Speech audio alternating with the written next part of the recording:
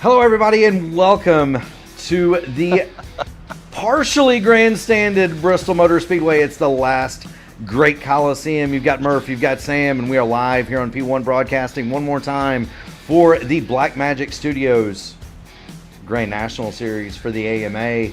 Sam, it's week 13, buddy, and that means glitches and graphical errors and things that make you kind of shake your head a little bit in the sim.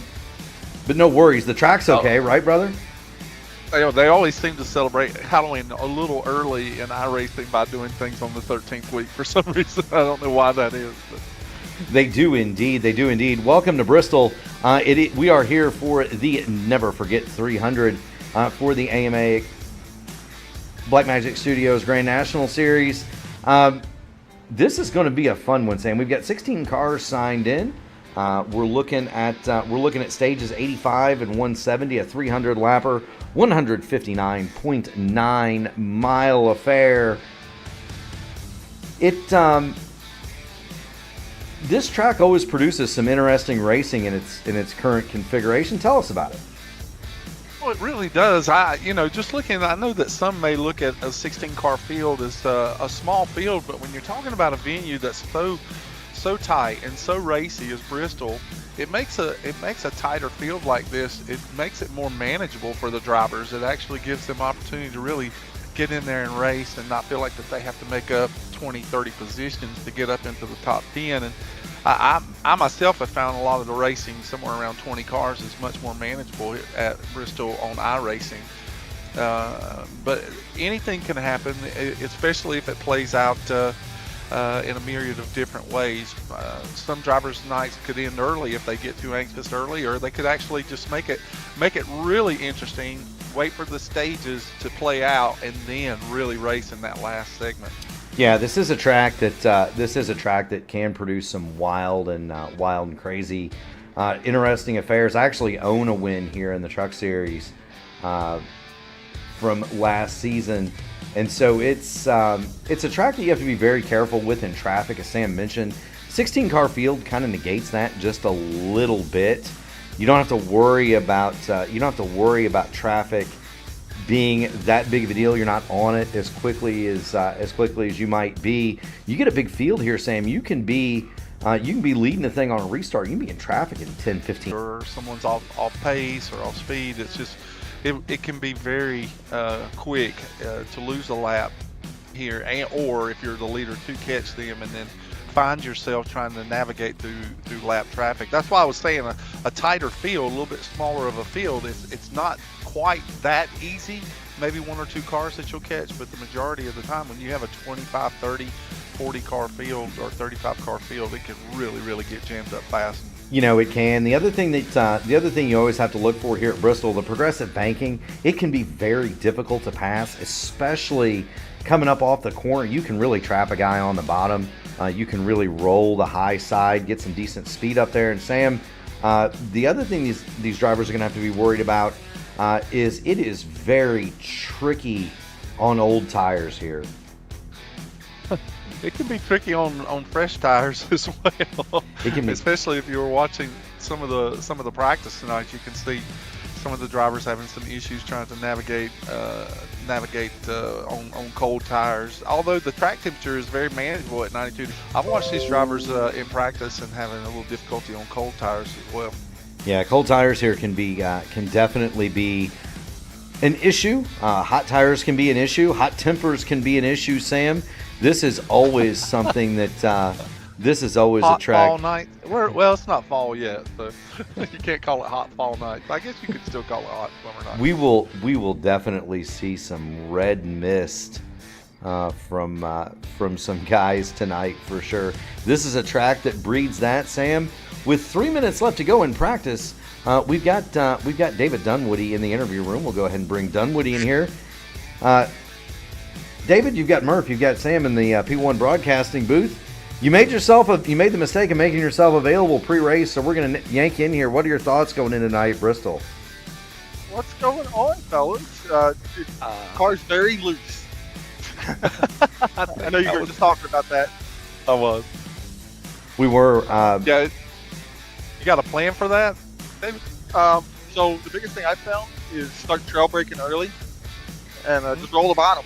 Roll the bottom for a while, and then about halfway through the run, we'll go to the fence probably. You think it's going to tighten up on you, or is it just going to continue to stay free once you get some heat in the rear tires? I made about 60 lap run earlier. It's going to tighten up. Okay. I could see some people not pitting at the first and second stage, so they're going to pit at the second stage because we have plenty of fuel to go to halfway. Right. Especially if there's a lot of cautions, and that'll save tires well. Yeah. Track position's huge here. I know the last spring race, I think we didn't pit till after halfway. Well, we're going to see the same David Dunwoody we've been seeing in the last couple of weeks, or you're charging up to the front? I hope not. I've been I didn't say the end result. I was wrecking the last 2 weeks. I'm at the top right now. I'm hoping to stay up here. Well, there you go. Good luck to you, David. We'll get you back down. I did want to let you guys know we are doing something special tonight, so be prepared at the pre-race. All right. After qualifying. We will stay tuned after. I'm excited to see that. Yeah, that's good. We'll stay tuned after qualifying. We will move Mr. Dunwoody back down to his team. Sam, as we like to do, I'm going to give you 3 guesses as to who's the fastest in practice. I bet you only need. Well, Andy was. David was just in the room, so I can't build him up. Maybe David Dunwoody. He is third on the board. David Dunwoody. And what about Mr. Excitement? Justin Osterman is 6th quick right now, 119.341. So that leaves Ryan O'Donoghue. For the 93rd week in a row, Ryan O'Donoghue, with 30 seconds left in practice, has posted the fastest. He has posted the fastest time, and that seems to be a pattern here. Ryan O'Donoghue has been quick in practice almost every week. Oddly enough, though, he's only won once, and so we're looking forward to Ryan O'Donoghue seeing if maybe he can cash one of those fast hot rods in. Do want to thank everybody for bearing with us. It is week 13. The technical glitches and issues in iRacing, they affect all of us, broadcasters and drivers alike. And so the missing grandstands we know about. We do want to thank you all for your patience there. Don't let that ruin what is going to be an awesome show. And Sam, we are about ready to go. We're about ready to go qualifying. And with qualifying, who do we want to sit on board with? Oh, that's a great question. I'd be interested to maybe that we could possibly ride with either Colby Pierce or Barry Seaman.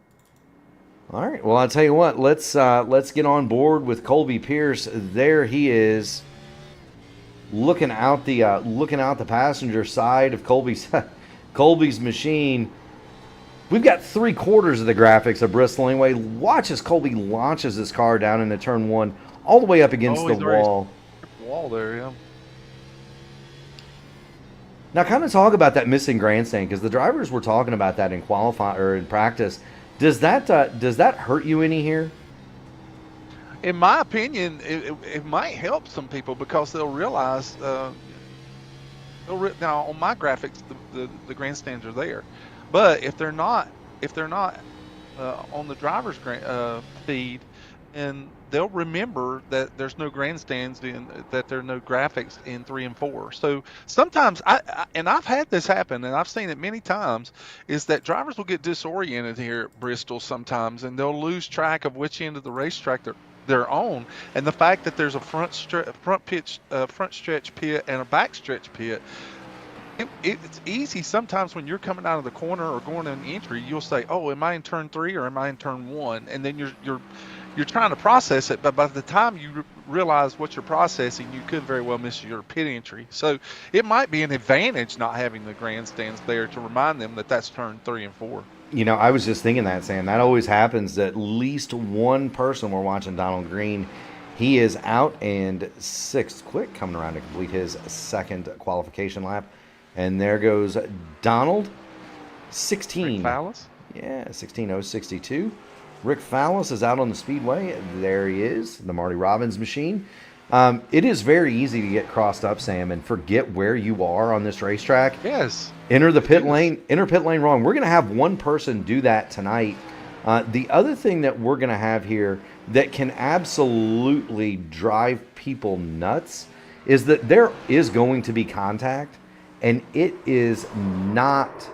Ooh, Rick D spinner. Yeah, off of Rick turn just number loses 4. back there. He's trying to get a hot lap there after his first qualifying effort, and just a little loose in the back. There's David Dunwoody. We were talking with him earlier in practice. There's David as he rolls out the number 28. We'll get a good look at that. Get a good look at that hot rod. There he is. Dr. Squatch. That's funny. There's Dunwoody. Remember Talk about a colorful car. What a patriotic livery there. Yeah, after all, it is September 11th. Of course, who could forget that day? God, what has it been? 25 years, 24. Sam? 24 years? My goodness gracious.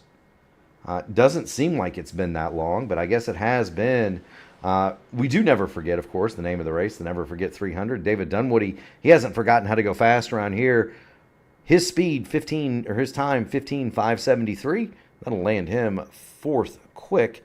Sean Roberts is on the track. He is in a plain white wrapper tonight, Sam. I noticed that, but that's been his MO ever since he's joined the AMA, and all the races that he showed up for. Sean Roberts has been in an unsponsored ride, and he's got a fast hot rod. He's shown a lot of speed and done a great job here in the AMA, and I'm surprised someone hadn't latched themselves on to that 13 car. I am likewise surprised. He goes to 12th quick. Dylan Godinez, Barry Seaman, Matt Mettler have yet to set a time. They are the 3 cars remaining on the pit lane, and so that's kind of where we are right now. Ryan O'Donohue, the only person over 120 miles an hour, his lap 15.4 seconds flat. Now, Sam, that's a pretty big time lap here, isn't it? It is.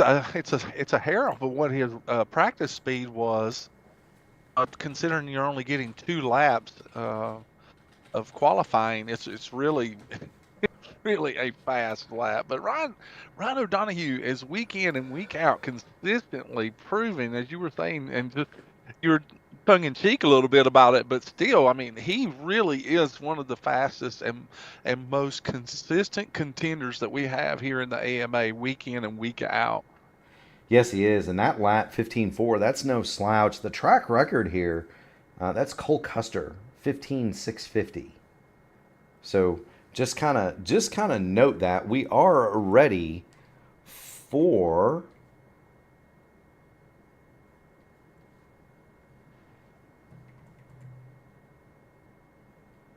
the race itself to get started. Now, we've been told, Sam, that there's going to be some special doings, some special goings on. You have the comms up. I do not. So we'll. I think that this will be a tribute that they're preparing to do in honor of the 9/11 victims, and so maybe it might be something like what you see in the World of Outlaws, where they do the 3 wide salute or something like that. They may do something of that sort, but I believe that this will be in tribute to those that were lost so tragically 2.5 decades ago.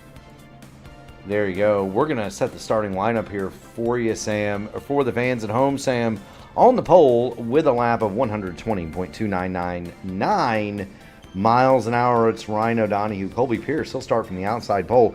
That is by far Colby's best qualifying effort of the season, and as far as I can remember, that might be his best starting spot ever. Kendall Paul will roll 3rd. David Dunwoody is going to be 4th. Greg Evans and Keith Graham, they're going to start 5th and 6th. Justin Osterman, Mr. Excitement, John Hutchins, they'll make up row 4. Rick Fowles and Eric Corder, they're going to start 9th and 10th. In 11th, it's going to be Troy Carricker. In 12th, Sean Roberts. Donald Green, Sean Merriman will start 13th and 14th.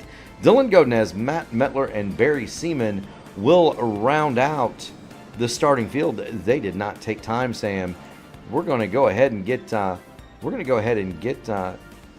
these guys up on the screen and show you what they're about to do here.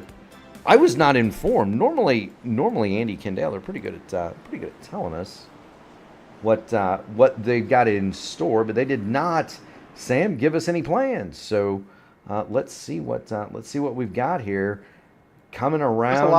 There's a lot of instructions going on in the drivers meeting and administration with the drivers right now. So we'll see how they're going. Here they go. We're going to be watching them get into a 3-wide formation here.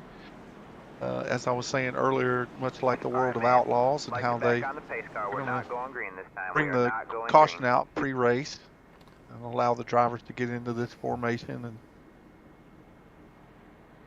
now that if you're not used to this, it's going to take a minute for them to play this out. It is indeed. It is indeed. I do want to thank everybody. Week 13 is one of those situations, Sam, where they change things. There is a new in sim UI, and some of those settings have been scrambled on my end because it's given me the closed captioning on the in-race radio. And so the first commercial break, Sam, we're going to get that fixed.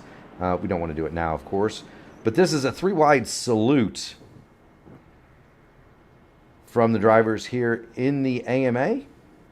All right, they're going to start trying to pull it in tight here.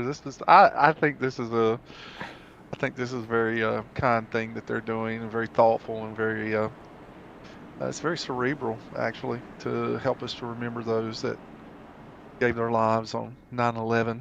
It is. Now the other thing, actually tragically lost. They didn't give them their lives, but they were tragically lost. They were taken from them, and so I don't want to misquote myself or misspeak. No, Sam. You're very eloquent as always.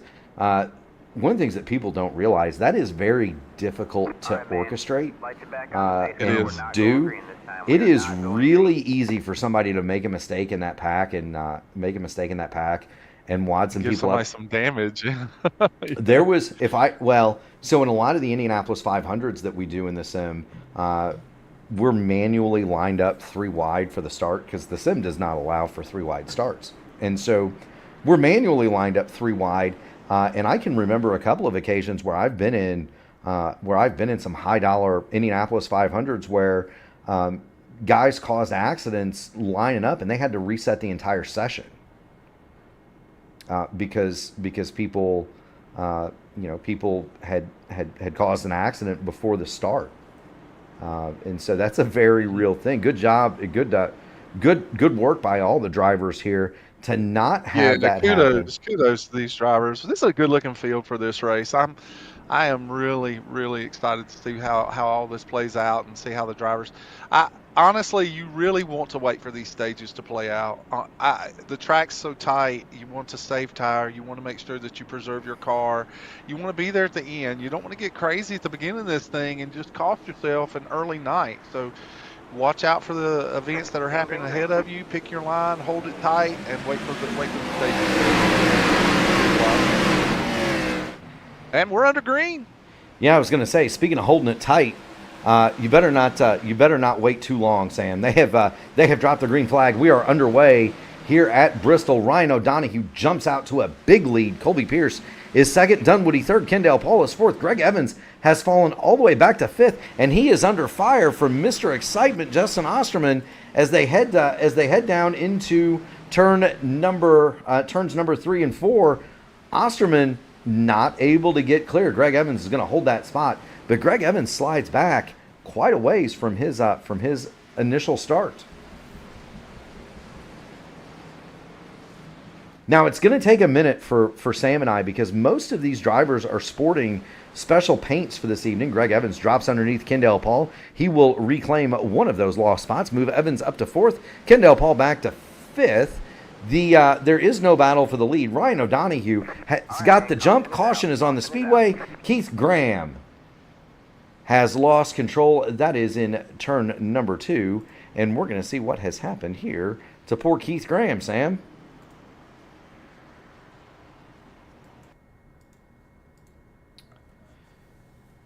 Here he is coming down the front into turns 1 and 2. He's in between Osterman and Hutchins, and there's Keith Graham, and the car just slips and slides loose with him. Keith Graham goes around, and he is just going to lightly tag the inside wall with the nose of that 09. Now that shouldn't be that much of an issue, Sam, should it? Have we lost Sam Crow? Sam Crow may be having some technical difficulties, ladies and gentlemen, but that is the cause of the caution. That is Keith Graham, and he did not even bring the machine to pit road. Ryan O'Donoghue is your leader, and there he is in the number 14. Colby Pierce is second. David Dunwoody is third, and Greg Evans in the deuce is fourth.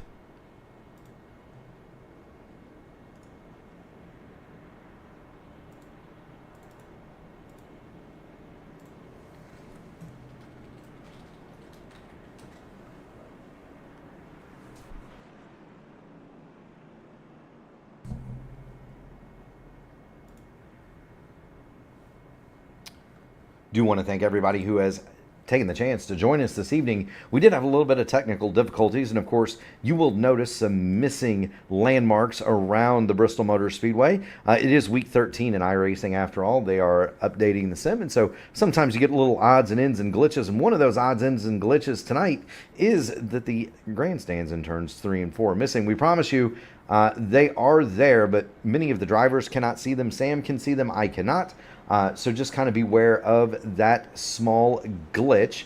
There is the number 14 of Ryan O'Donoghue. He is your leader. Colby Pierce is going to line up on the outside. We are going to get up in the flag stand with Barney because we are getting ready to go back racing. And there's the missing grandstands. You can see the lights up there, but you can't see the stands themselves. And so thank you so much, everybody, for playing along. Barney's got the green flag in hand. The pace truck is going to duck on off, and we're going to get set to go back to green flag action here at Bristol. It is green, green, green. It is the AMA Blackmagic Studios Grand National Series, and we are one more time underway. Ryan O'Donoghue gets the jump. He is going to drive away from the second place battle. It's Pierce on the outside, Dunwoody on the inside. Pierce up on the high line, and he is going to get passed by Dunwoody. Not only Dunwoody, but Greg Evans is going to go through, and Colby Pierce, he drops 2 spots. That's Dylan Godnez. He's riding the high line. Dylan Godnez is all the way up from the 15th starting spot. He is 7th, 8th now. Godnez is hunting 7th. Well, we were talking before in the pre-race about the 13th being glitchy and unpredictable, and it was just unpredictable. That'll happen, Sam. No worries. Ryan O'Donoghue has jumped out in the lead over David Dunwoody, who has got the deuce of Greg Evans all over the backside of that 28. Evans is going to slide to the bottom, and Greg Evans is going to take over the second spot from David Dunwoody, and Evans is now going to set sail. Evans is now going to set sail after the leader, Ryan O'Donoghue. These two have done battle before, Sam. There's no question that they've done battle time and time again. I've raced with Greg Evans here at Bristol on numerous occasions in Cup, trucks, Grand National cars. He is a bottom feeder. He has always been one to ride the bottom at this racetrack, and he loves it down there. And he always manages to have great tire wear. But Ryan O'Donoghue has proved in the AMA that he is more than adequate to keep speed with Greg Evans, or even be faster at times. And so we'll just see how it plays out between the two drivers as they're going to work these stages, and who can save the most tire and just be more proficient with their car. 100%, Sam. Remember, we've got stage break at 85, and I know it seems premature. Yellow. Caution. Yellow. Troy Carricker. Troy Carricker goes into turn 3. He goes all the way up to the wall. And once he gets to the wall, the back just starts slowly coming around on him, and then no damage. It didn't even look like he touched the wall, but it was enough to constitute a caution. Yeah, there it is. He's racing along with Rick Fallis. They're trying to navigate around the lap car of Donald Green. Matt Mettler has already called it a night, by the way. So Matt Mettler will be credited with 17th. And you're right, Carricker just kind of got up there in the loose stuff, high side. Just a slow spin down to the bottom, but it's enough to bring out the caution. Yellow light one more time. Lap 18 of 300. Now Carricker is going to bring that 94 machine down the pit lane. And affect service and repair. He did tag it just a little bit, Sam.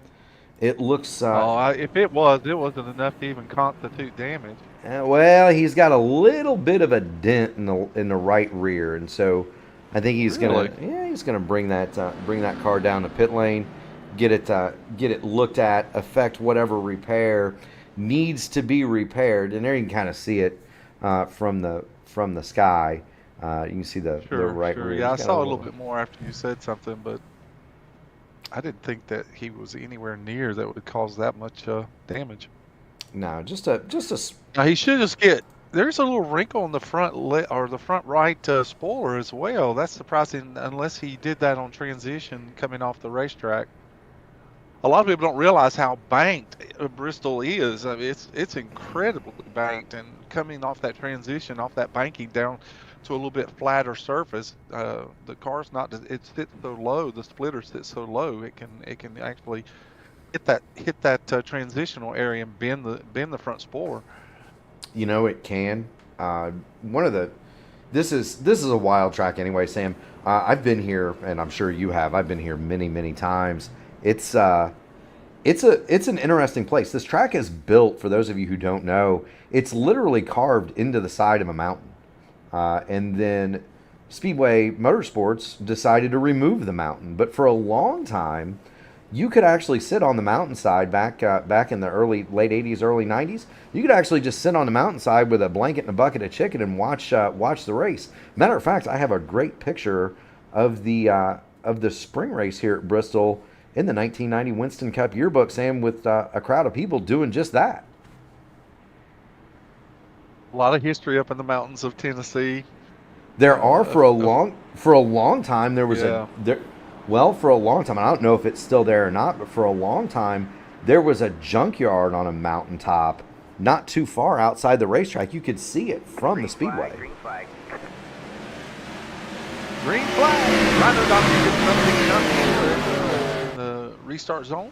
And Greg is going to take a big run on the outside. He's going to challenge him for the lead here on the backstretch. Done what he thought about making it 3 wide there for a second. Thought better of it, and we're gonna get back to regular service. Greg Evans, though, he's going to jump into the lead. Ryan O'Donohue is going to fall back to second, and Dylan Godnez, my goodness sakes, Dylan Godnez has been on that working that high side for the entire event. Remember, he started way back in the back, 15th. Dylan Godnez, he did. Yeah, Dylan Godnez up to 7th spot. He just made the move on John Hutchins. He is the only car that has consistently been running that high side, and Sam, he's making it work, buddy. Yeah, well, the high side eventually it will come in as the car gets a little tighter for some drivers. They will move it up the racetrack to utilize as much track as they can. We've got caution. It's Barry Seaman has nosed into the inside retaining wall on the front stretch right about the start-finish line.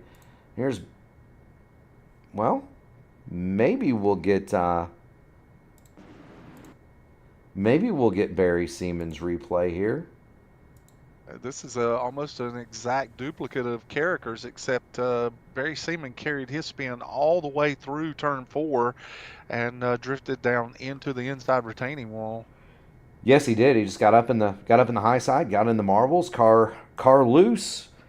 When car loose, car turn left, and Bristol, very much a self-cleaning facility. And so you spin out here, you go to the bottom. Barry Seaman slams the inside wall. He got it a little bit harder than Troy Carricker did, and that should put that man, Troy Carricker, back on the lead lap. So he'll be the recipient of the lucky dog. Barry Seaman went a lap down, and so Carricker will get back on the lead lap. And that's going to be a common theme tonight. You're going to see guys, Sam, they're going to get a lap down, quick caution flag, put him right back on the lead lap. There is not much time to repair your car here under the yellow light, especially. No, sir.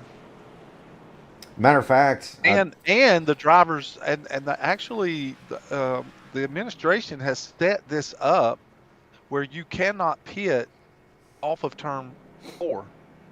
So you actually have to go through the entire infield for your pit. Pit entrance is in turn 2. You can set these races up where it is only entry off of 4, especially when you have a field that only takes up the front stretch parking or pit stalls. You can, you can, and that kills. I mean, it slaughters the opportunity to get a lot of repairs done and not lose a lap. Yeah, even in a short field like this, where there's only 16 cars on the track right now, it can be very. You're at the back of that thing. You're only going to have 30 seconds max to sit on pit road. A caution lap here is 47 seconds. Which, you think about a caution lap at like Daytona, somewhere like that. It takes 2 minutes to get around there. Here, the caution laps are quick. And speaking of that, we're working our third caution of the night, Sam, and we're already 29 laps down, 30 laps in to the event. And so that'll tell you how quick it gets going. If we get running around here under a long green flag run, this race can be over in an instant.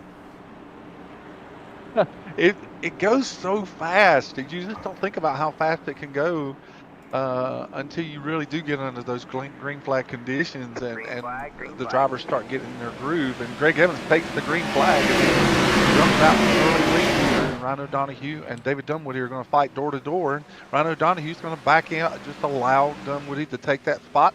And now you have Evans, Dunwoody, and O'Donohue. You do, and that's something that we've kind of noticed through these first 3 restarts. Whoever is second really at a disadvantage. Dylan Godinez, he's been at an advantage all night. Now he's working the bottom side.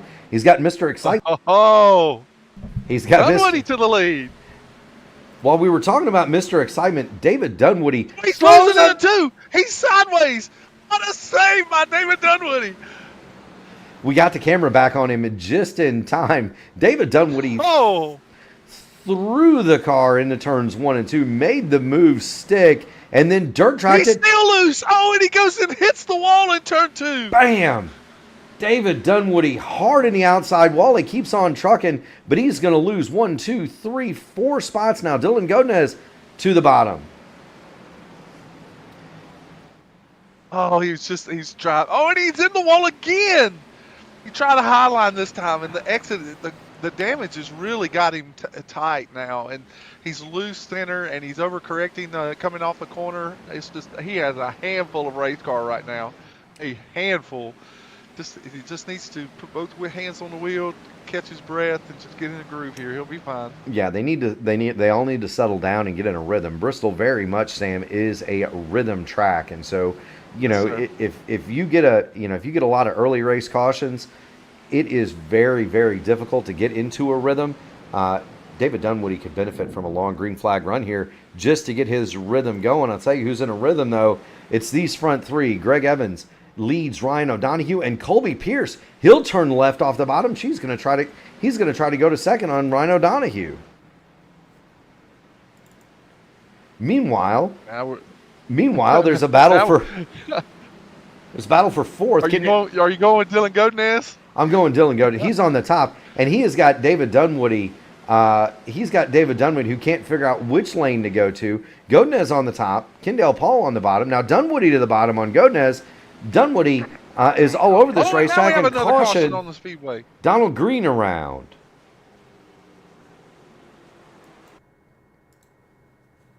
Here's Donald. He's going to be all by himself.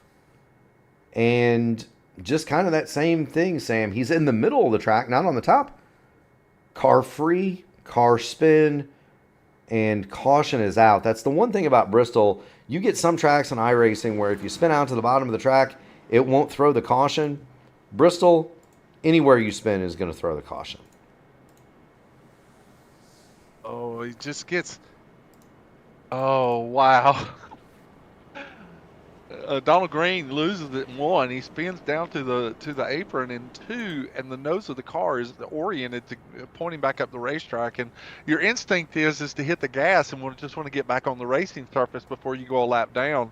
But here come the leaders, and he's on the bottom trying to pull up in front of them. But he actually just backed out of it and allowed the car to roll back down. He did indeed. Do want to thank everybody for tuning in tonight. We do know it is a somber day in America, and so do want to thank everybody for tuning it in. Do want to thank all of our sponsors in the AMA, including Black Magic Studios. If you need a iRacing painter wrap, you can find them on Facebook and in Discord, so do want to thank them for their support of the AMA. If you haven't already done it, make sure you smash the like button on the video, ring the bell, subscribe to the P1 Broadcasting Network. Sam, we got some exciting stuff coming up, and we have now passed, the other thing, we've now passed 1,330 subscribers on the channel, and that's pretty wild and crazy. So do want to thank everybody. It's just an honor, really, honestly. It most certainly is. Do want to thank everybody out there for doing us a solid. If you haven't already done it, remember, ring the bell, subscribe to the P1 Broadcasting channel, and be notified of all of our iRacing broadcasts. It is week 13, so it is a light week. We are back here. Sam and I will be back here tomorrow night, 8:20 pre-race, 8:35 start for the AMA Archway Industrial Coatings Truck Series, Sam. So we'll be back tomorrow night, and then the next broadcast after that is going to be the votive race at Texas, votive IndyCar Series at Texas. And then normal service resumes with Jacob Collins and I Monday night for the Indy Open Top Split, live right here on the P1 Broadcasting channel. We are under caution here at Bristol. It is lap 43 of 300. You can kind of tell by the way Greg Evans and Ryan O'Donoghue are reacting behind that pace car, Sam. Them boys are ready to go. Anytime you talk about racing, you got drivers that are ready to go, man. You know, you most certainly should. Do want to welcome Maddie Wagner into the chat. Wags, of course, will be here tomorrow night in the trucks. We had a great time with Matt in Chicago this week at the Sim Gaming Expo. Matt Wagner, always a treat to hang around, and so do want to welcome him back. Hopefully, he made it back to pretty close to the Bristol Motor Speedway, safe and sound. Speaking of safe and sound, this ain't safe and sound right here, Sam. You got Mr. Excitement on the bottom. You've got John Hutchins on the top. Row two in that mess is Sean Roberts and Keith Graham. You've got David Dunwoody, who has been on pit lane to effect repair, and Eric Quarter. They're 2x2x2 here at Bristol, and that is never really a good idea, is it? That's Greg Evans gets another great restart this time. Ryan O'Donoghue's going to follow him through. It's going. Dylan Godden has actually has an open racetrack this time. He's been riding that top line, and now he's just nestled himself into third.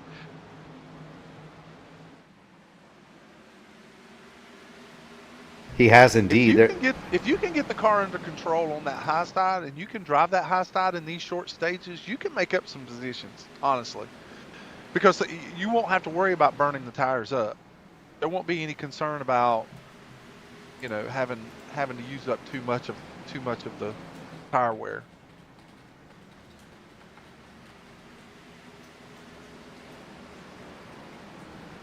No, you wouldn't. This track, especially with the start-stop nature of the racing, they've gone 10 laps. They've had a yellow gone 10 laps. None of it. These guys really have not used up much tire. And as we heard David Dunwoody say in the pre-race show, there are going to be guys that don't take tires at the stage break. With Dunwoody having, because they can make it to the halfway stage on fuel. David Dunwoody stopped under that last caution, got himself some tires. Maybe got some repair done to that 18, but I would be willing to, or that 28, but I'd be willing to bet that is one car that does not need to pit when we go yellow for the stage break here at lap 85, Sam. And there could be some strategy as far as track position goes in that regard, that some of these drivers may take advantage of the cautions that we have had, especially if we've had cautions in the middle. Oh, and Keith Graham hard into the wall off turn 2. And Kendall Paul's going to be driving around him. He's still loose, Sam. He's got Justin Osterman working underneath him now. Mr. Excitement to the bottom, and Keith Graham is big loose in that top line. I noticed, during practice that the car was going to be a handful, at least until the track begins to rubber in for these drivers, or they get some laps on these tires. And then David Dunwoody, we have a caution on the Speedway again.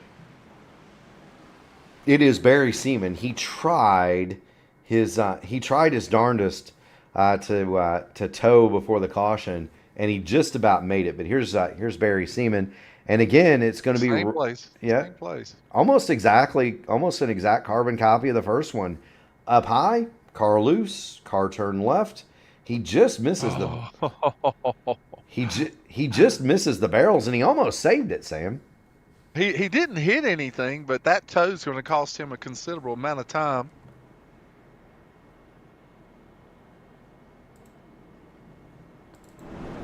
Yes, it will, and he is ejected, actually, from that number 55 machine. So Barry Seaman, out of the race, he will be credited with 16th. So 15 cars remain.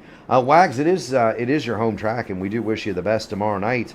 I'll tell you what, Sam, we had a fun weekend with Matty Wagner, Gary Godso, the rest of the crew up in Chicago this last weekend. Don't ask me how I drove, though.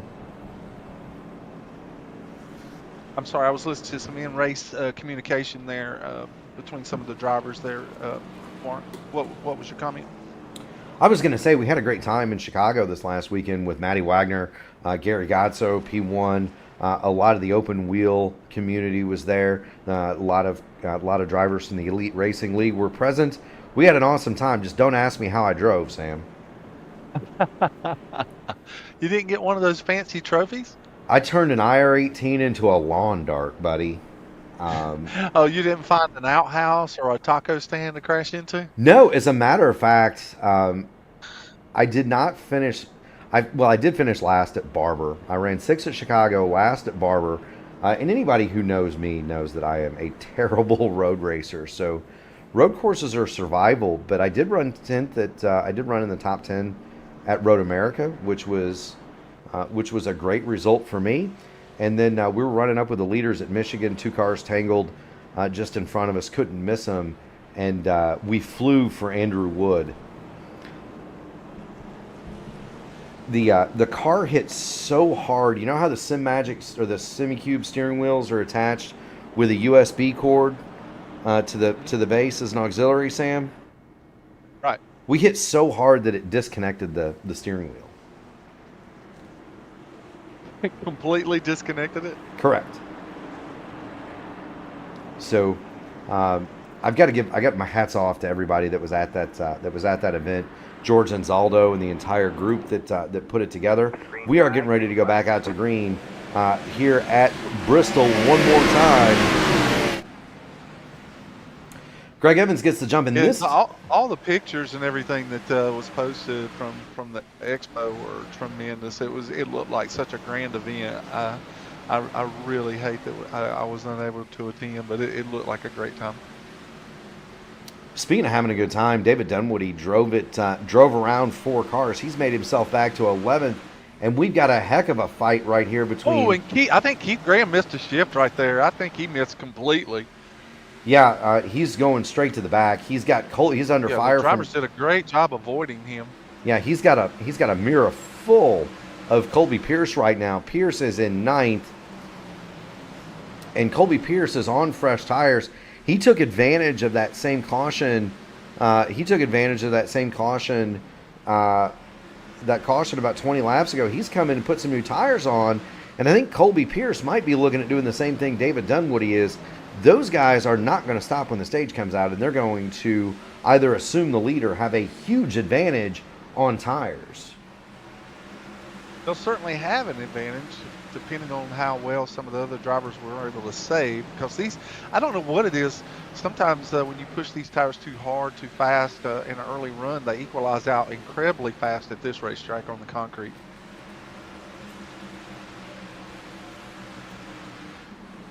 Ron Hutchins and Dylan Godinez, man, they have been door to door since this restart. They have just been fighting this out for third spot. Yeah, they have, and there's Hutchins on the outside, Godinez on the inside. It's very Hutchins touches the wall a little bit, but it is very, very difficult if you do not have superior speed to make that move on the bottom. You can almost get trapped down there, and a determined guy, and John Hutchins certainly determined. I'll tell you what, if you can hang tough on that high side, it's really it's hard on impossible. the right rear. Yeah, it's incredibly hard on the right rear tire to run that line and race that hard, lap in and lap out. It'll get hot eventually. It is, but you got to run the blink of an eye. 18 laps 9 minutes here. and we're done. Yeah, I mean, you're talking about 16-second laps. I'm no mathematician, and I went to Ball State, but that's something like 4 minutes a lap, give or take. I mean, this stage will be over in 5 minutes. And in 5 minutes, these two drivers are going to still be racing side by side. Well, John Hutchins and Dylan Godinez, neither one is giving this up. They're going to race this thing out. They are indeed. Well, John Hutchins has cleared Dylan Godinez, and so Godinez is going to fall back into the clutches of Kendall Paul. You mentioned it'll hurt your right rear to run up top like that. You can burn the right front off, running the bottom like Dylan Godinez was. Meanwhile, David Dunwoody has finally made his way past Keith Graham. He's going to try to pull Rick D and Eric Quarter. Eric Quarter, and Sean Merriman along with him.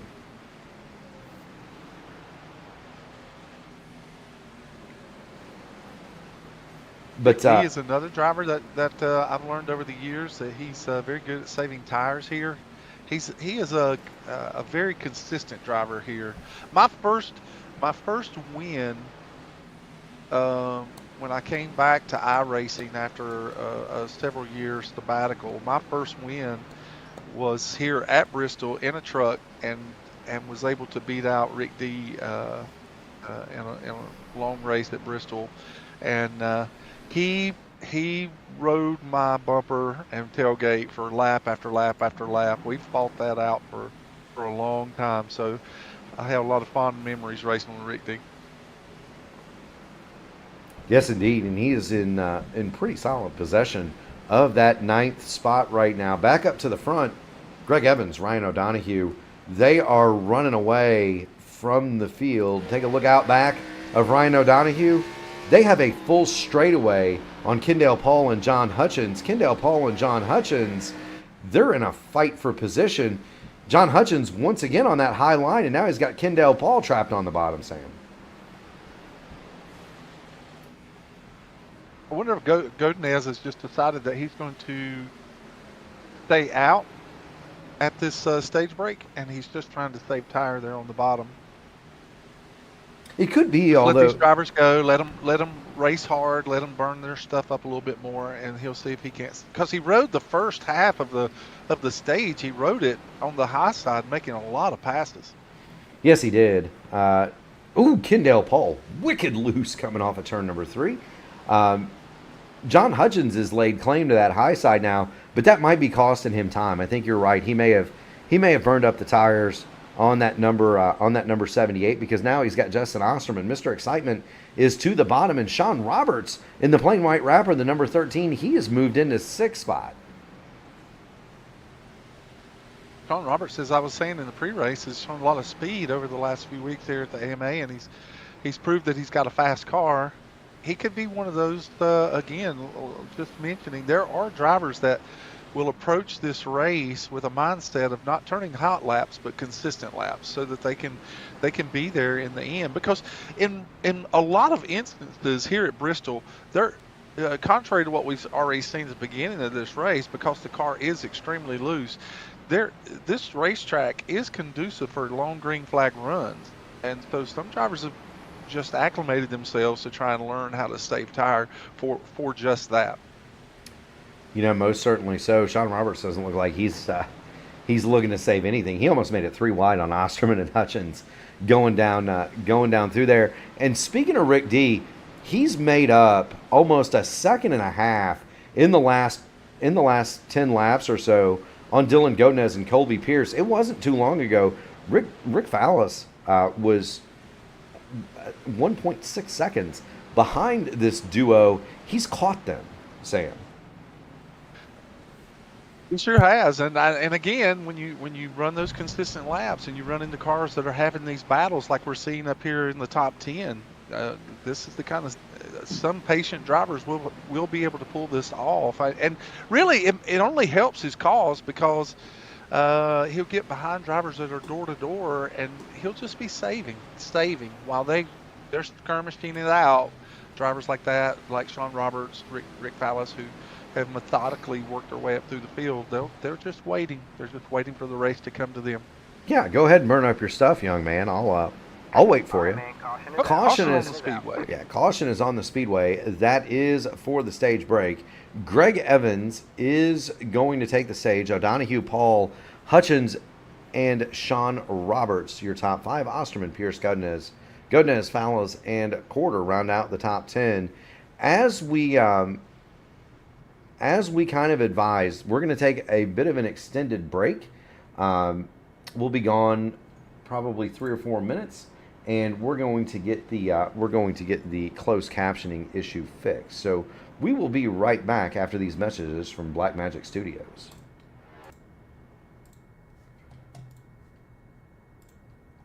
All right, we got to fix this, Sam.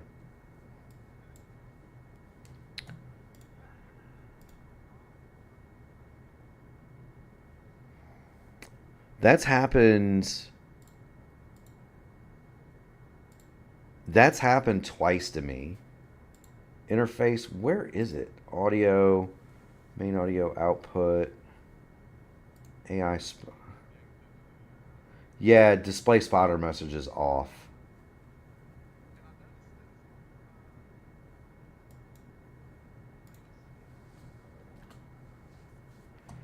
Yeah. All right. I'm gonna jump up and take smoke real quick. I'll be right back. I'm gonna put the camera on the race, and then you can talk. All right. Yeah, I'm gonna put your mic live, so you can talk, and then I'll be right back. I gotta get up a minute. Maybe if I can find OBS. All right. And welcome back, everybody, to the Blackmagic Studios Grand National Series live from Bristol. We are under our first stage caution. Sam Crow, Mark Murphy with you here at the last great Coliseum. Sam, it's carved into a mountain. You know what the most sadistic thing about Bristol was back in the day? It was the asphalt? No, I'm just kidding. That's true. So back in the olden days, and I promised Sam I was going to take a quick Kyle Heath break here in just a minute, but I got to tell this story. Back in the day, Sam, back in the day before they shaved the mountains down, you had to walk up. If you recall, you had to walk up a mountain to get to the grandstands on the backstretch. You remember that? Well, I remember all that walking, but I did not start attending Bristol until after they had gotten rid of the bigger mountain. But there is still quite a climb to get to some of the parking areas above the Bristol drag strip and so on. So there's still some pretty big inclines around the racetrack. There are, but what they would do is they would set up back in the day, and I don't know if they do this now. I haven't been to Bristol in probably 10 years, but back in the day, they used to set up the souvenir stands. Kind of outside turn 1 in that valley area. You know what I'm talking about? Where's that? There's a little like valley area. It would be the main entrance, what you would call it. Yes, on the front stretch. On the front. Yeah. They would set up all the. And that's where I worked when I was with Chevrolet Racing, and that's where we would be. Yeah. So in the little courtyard area at the bottom of that little valley. Yeah, and you remember Winston used to set up their tent there. and give out the free Yes. cigarettes. So they would give you Oh yeah. they would give you the free cigarettes, and you didn't have to go climb a mountain to get to your seat.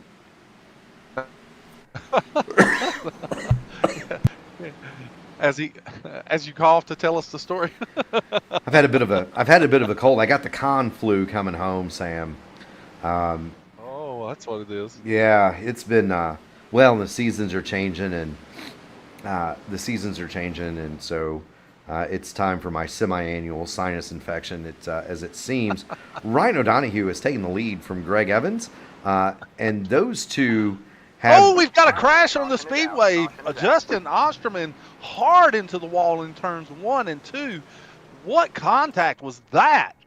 I don't know. He was racing around Sean Roberts, and somehow, Sam, I have. Oh, just an overcorrection. He just got loose on entry and then just overcorrected and just hit the wall head on in the middle of 1 and 2. I don't know if that car will be back to the event. I don't know that it will make it.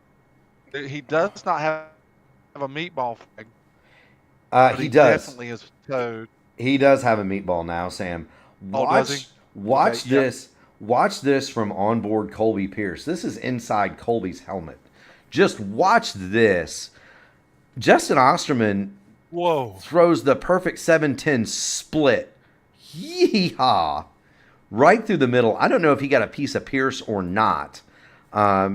But Colby Pierce just absolutely, if he made that, Colby Pierce is the luckiest person in virtual Bristol, Tennessee. Wow. That was incredible.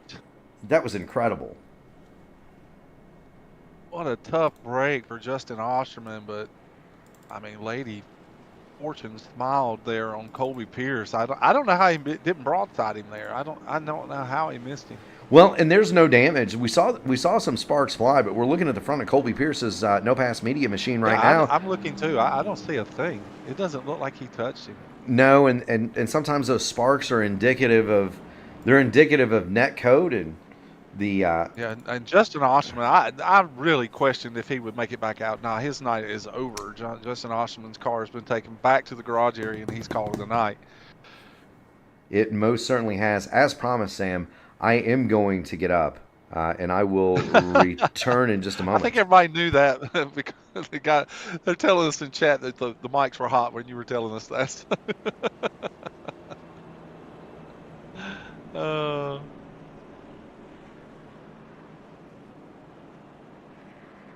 And with any time that you're doing live broadcast sometimes, and with the UI settings changing with this last update with iRacing, it does kind of change some of the configuration and the buttons that you may be pushing on a regular basis. And Mark and I, we do this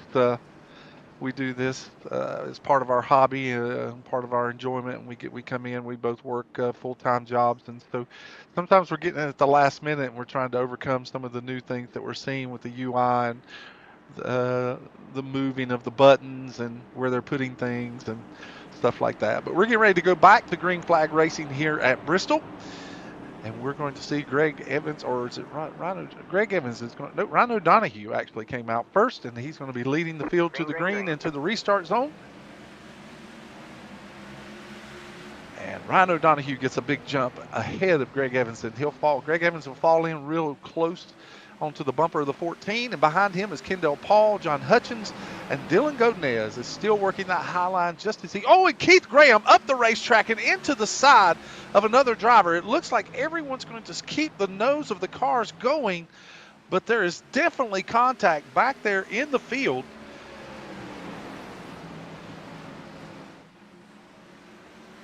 That's going to really set some of these drivers way well off pace.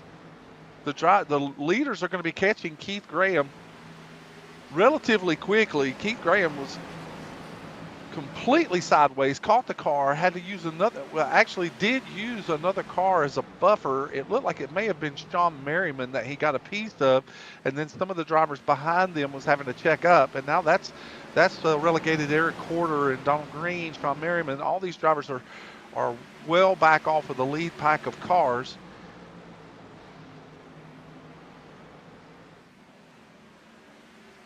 And there is a little gap between some of these other drivers as we move through the field.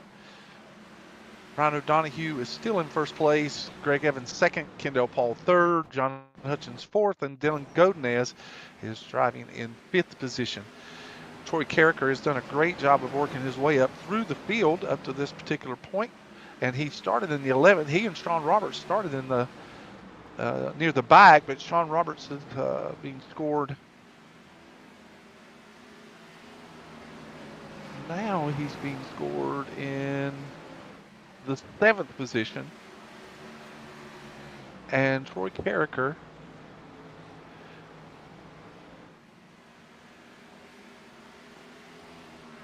is showing in the 8th position.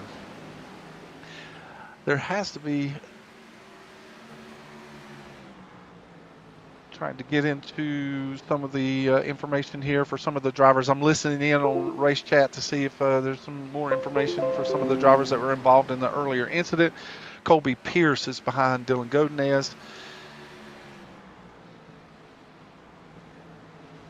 And Keith Graham is now, he knows how far he is off pace, and so he's just letting the leaders know that he's going to hold a line that's going to allow them to go by. He's going to stay on the top side, and the lead drivers are going to be passing him on the bottom. That's always been a courtesy here to drivers among racing here at Bristol, is that if the leaders are approaching you and you're watching the relative, if you're paying close attention, you can let them know where you're going to be on the racetrack so that they can pass safely. It's just a racing courtesy. Sometimes you'll have drivers that don't extend that courtesy. A lot of times seasoned drivers will do that. You know, they most certainly... Now, with this incident, yeah, I was going to say most certainly the incident that we had at the beginning of this run has really separated a lot of the field, and so we have small skirmishes that are being played out. David Dunwoody, who actually pitted on that last caution, he's actually now he's passing Sean Roberts, and he'll have Troy Carricker and Rick Fallis behind him. Welcome back, Mark. Went and got myself some more tea. Eric Corder has brought his machine to the pit lane. He'll go a lap down. We did watch Keith Graham as he lets the field stream by. That brings to mind, Sam, and I can't remember the name of the driver off the top of my head. But wasn't this the site of a very amateurish performance in a then Busch Grand National race at one point? I can't remember the name. But it seems to me we had a driver that almost couldn't get out of his way here at one point, early 2000s maybe. I might have been at that race. I can't remember, but name will come to me in a minute. Anyway, great job by Keith Graham to stay up and out of the way. Eric Corder is going to be affecting large amounts of repair under this caution, or not under caution, but under green. I'm looking back at his laps, and I'm not seeing where he incurred that much damage, unless he was involved with that incident with Keith Graham. It may have been Eric Corder that Keith Graham came up and caught the door of when you had stepped away. It's possible, but there's David Dunwoody. He runs along in 7th, and he is rapidly catching Colby Pierce in the 6th spot. Rick D. Fallis, he is moved into 9th, and he is getting ready to be all over the back of Sean Roberts. Again, Rick Fallis is he and Sean Roberts both are probably going to be begging for these long runs. Both these cars are showing long run speed, and so I would predict that both those drivers are probably trying to save enough tire for the end of this run. Yes, they are. Rick D is going to go by Sean Roberts, and so move Rick into 8th spot. Just about that same time, David Dunwoody made it past Colby Pierce, and there's Dunwoody. He's up to 6th, and Dunwoody is headed for the top 5 here, Sam. At one point, he led this race. Remember, he threw what I would only describe as a Hail Mary move to the top side of Greg Evans, dirt tracked it around for a couple of laps, smacked the fence a few times. Dunwoody dropped all the way to the back. He's been to pit road a few times. He's got that baby fixed, and he's headed back toward the front again, Sam. I found usually at this racetrack that if you take some right side damage like what David Dunwoody had taken by hitting the turn 2 wall, like he had earlier in the event, and they affect repairs on that car. I have come to learn that sometimes on a loose car it actually tightens it up and helps it steer through the middle a little better. So they may affect repairs, but it could still very well have an effect on how the car drives. The old adjusted on the wall trick, huh? Yes, and I've seen that at this racetrack. Caution is on the racing service. Sean Roberts has gone around in the number 13. So it's Sean Roberts that'll bring out the caution. This is the 5th time that the race has been slowed. This turn 4 has been treacherous tonight. Yes, very treacherous. Yes, it has, and that's just Sean Roberts by himself. Same kind of a deal. He's gonna go into turns 3 and 4. He's on the bottom this time, unlike the others. Sean Roberts on the bottom. It looks like he just got back to the gas a little bit too soon, and around she goes.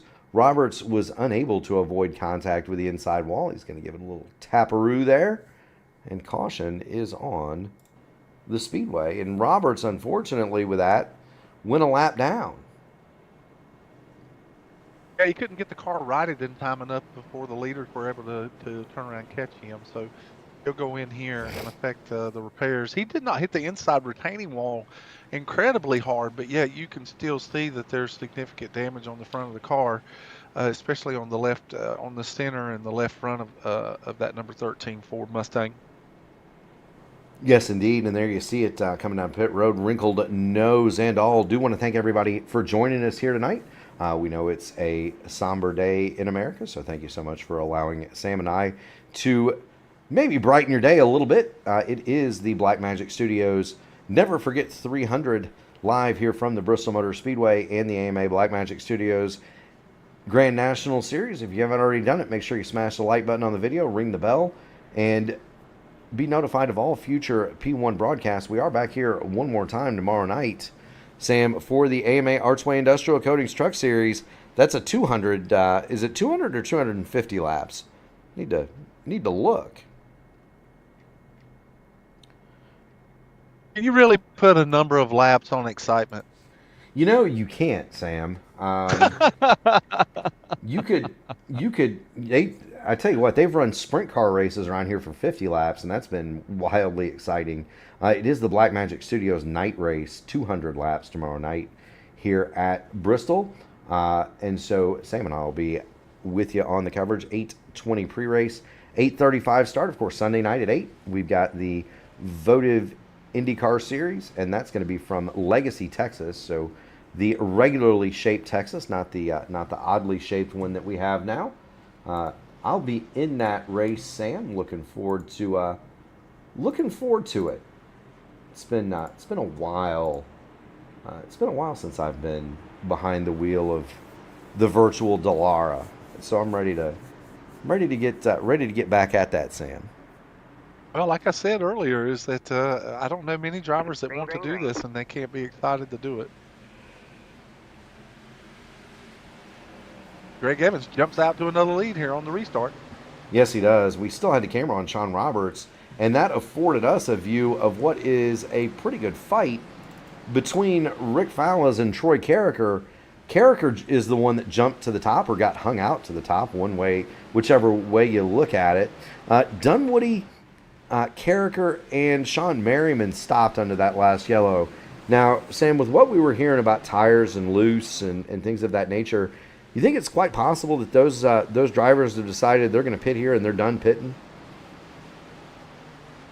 Well, that was the thing that we've discussed week in and week out, is that what drivers are going to be able to, are really going to put themselves in a place where they want to take advantage of these, of these cautions, these stage breaks, where they can manipulate their track position and their tire wear in a way that it would be more advantageous for them. You have drivers that stayed out after the first run, and there were so many caution laps. If they were smart enough in saving tire, then it proves to you that you can make a good run at it in the final stage. I myself, if I haven't run well, just like Sean Martin not Sean Martin, I'm sorry, or Sean Merriman, who actually won at Dover earlier this year, he enacted that mentality and that plan, and so he pitted off sequence with some drivers, was able to catch uh, or get his fresh tires, and then the race played into his strategy, and he was able to take the lead and pull away at the end for the victory. And I think that if you haven't won an event in this particular series yet, I would be rolling the dice. I would be taking these kind of chances to see if I could not put myself in a position to win.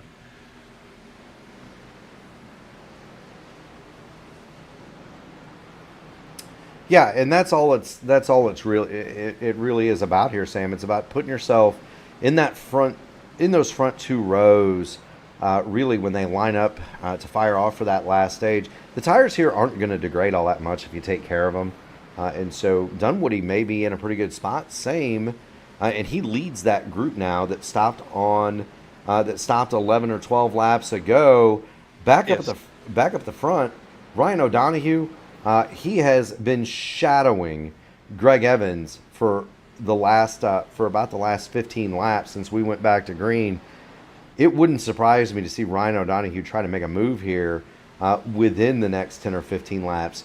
Maybe try to win this next stage. Well, Ryan O'Donoghue is a student of racing, and it wouldn't be. Ryan O'Donoghue knows, as much of the league knows, that Greg Evans is a force to be reckoned with here in the AMA Grand National Black Magic Studios Series. And so, why would he not just learn? Why would he not just stay there to see if he can't keep pace? Try to see where Greg is letting off. What line is he running? When is he picking up the throttle again? It's a great opportunity to learn from drivers that you may feel like are faster than you or have more speed than you, and so it's just a good opportunity to go to school. And Ryan O'Donoghue is a student, and so I really believe that this is a great opportunity for him to do just that. It most certainly is. And you mentioned, watch the guy's line, watch where he's lifting off, watch where he's getting back in the gas. At a short track, it's illustrated. If you watch Greg Evans, you may not see it visibly just by watching the car, but Ryan O'Donoghue can see the flames coming out of the pipes. So he knows where Greg Evans is lifting off the throttle. He knows where he's getting back on the throttle. Yeah, he knows where those 2 points are, and you can tell he's running about half a lane higher. We're riding in the passenger seat with Ryan O'Donoghue. He's running about half a lane higher, Sam, but you can tell he's trying to match the lift and acceleration point, and now he's moving higher just a little bit more, Sam.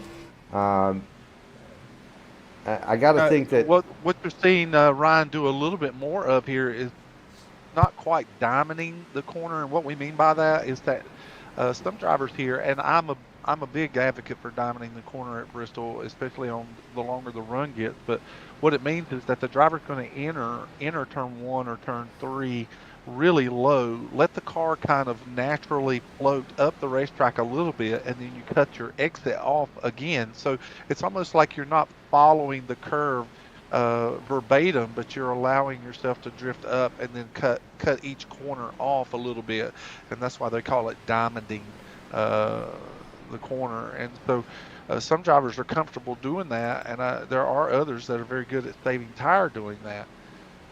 there are. Now, Greg Evans is kind of doing it on a much smaller scale. O'Donoghue's doing a little bit more. Let's check out Dylan Godinez and his line. Godinez seems to be right around the bottom.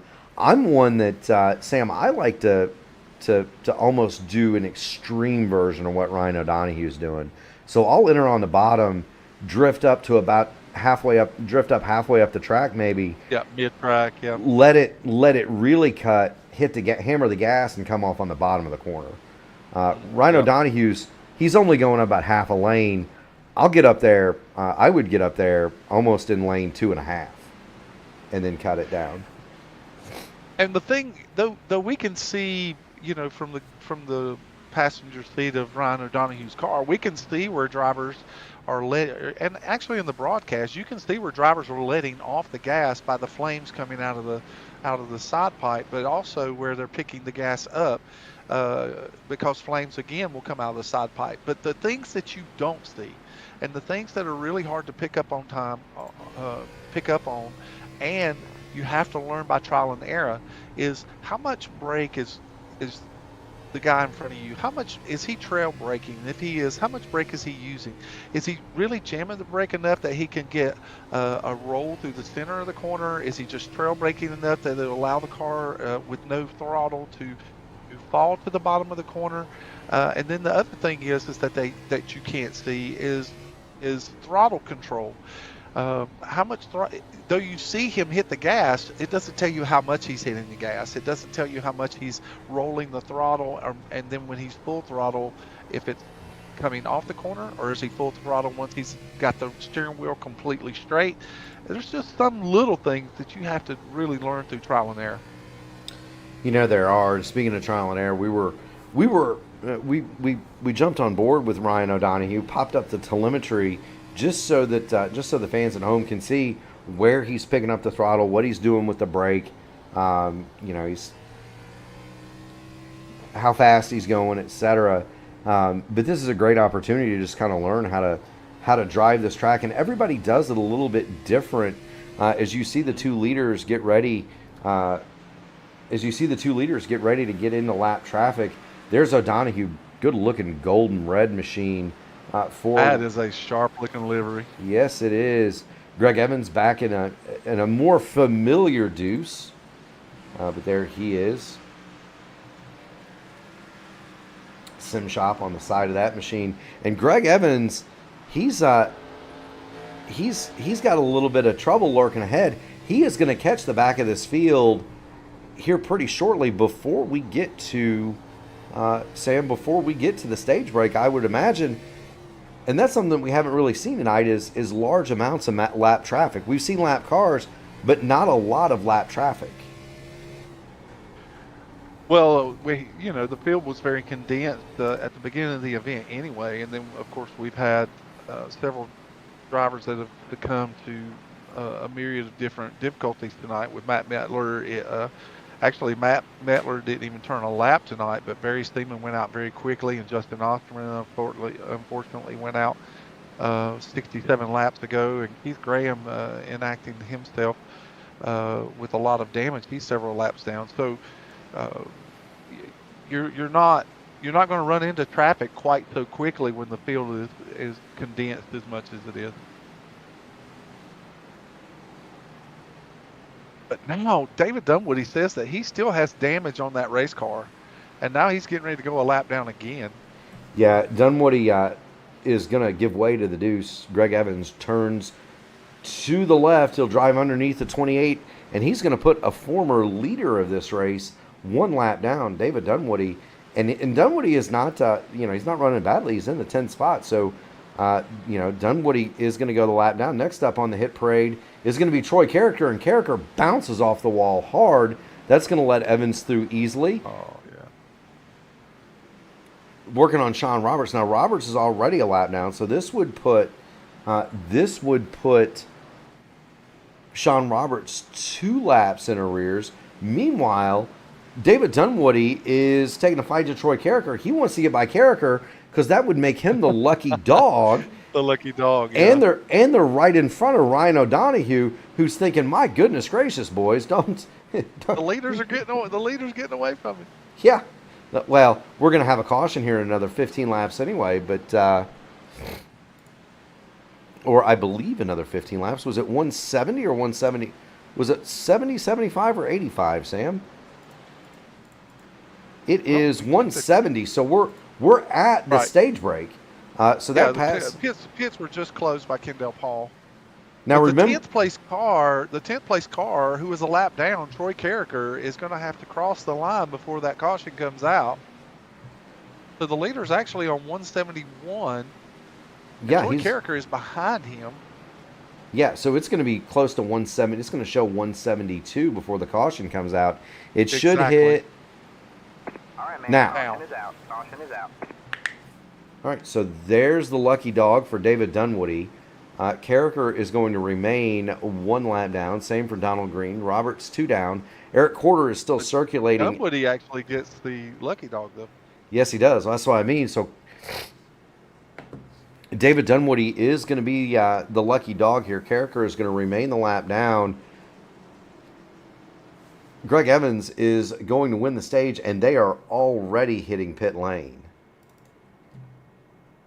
Again, it's a single pit road entrance, and so they'll enter on turn 2. They'll have to circumvent the entire infield. Yes, they do. Below that blue line, they have to stay below that blue line in the corners, and then all of these cars will have their pit stalls on the front stretch. Now think about that. In racetracks that have been modified, and tracks that had 2 pit roads that have been modified, and significant work had been done. If only they would have thought to have painted a blue line and enforced a speed limit, made everybody enter on the back. Just think we'd still have 2 pit roads at Rockingham, Darlington, Wilkesboro, Martinsville. And really, they kind of had to do that at Bristol because there's not really room to make one big pit road here, Sam. No, I mean, this was really the best way that you can act, that you can enact a proper protocol for pit stalls. Just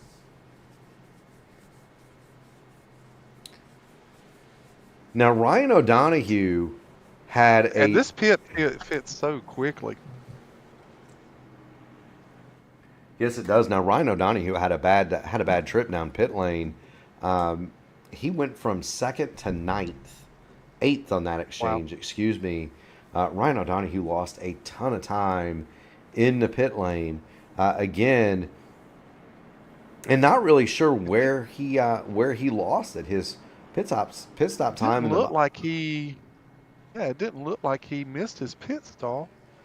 No. Did he have a Kyle Heath pit stop? Or? It's possible, I suppose. Although I don't know that you'd have enough time to do that at Bristol. With a 45-second. With a 45-second. I'm watching this pit stop again, and I'm not seeing anything that would indicate why he would have fell back that far.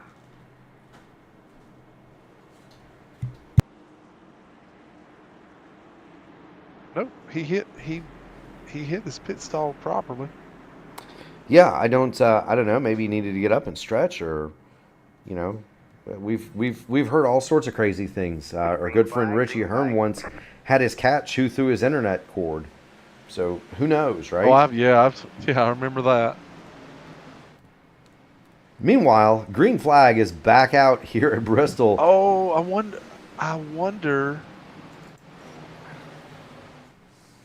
wonder if he got an unsafe. He drove over the commitment cone to pit entrance. The commitment cone, the orange box. He centered that on exit. So it's possible he could have got a tail end of the longest line. He could have got a pit exit penalty there. It's possible. Or a pit entry. Whatever it is, Ryan O'Donoghue into John Hutchins, around he goes. Troy Carricker gets a piece of that. No caution. Donald Green spins. That's going to trigger the caution, I would think. Well behind the action, Donald Green gets it going. Dylan Godinez, meanwhile, has taken the lead from Greg Evans. So Ryan O'Donoghue, contact with John Hutchins. O'Donoghue makes it through, and now caution is on the speedway. Donald Green has parked in the middle of the front straight. Donald Green will bring out the caution as he spins it one more time, and that is hard impact for Donald. But he had just spun as part of that John Hutchins affair. And then Donald Green's going to come off the corner here, is going to come off of turn number 4, And around she's going to go one more time. And this time there's no saving that car. And he just goes hard into the inside wall, Sam.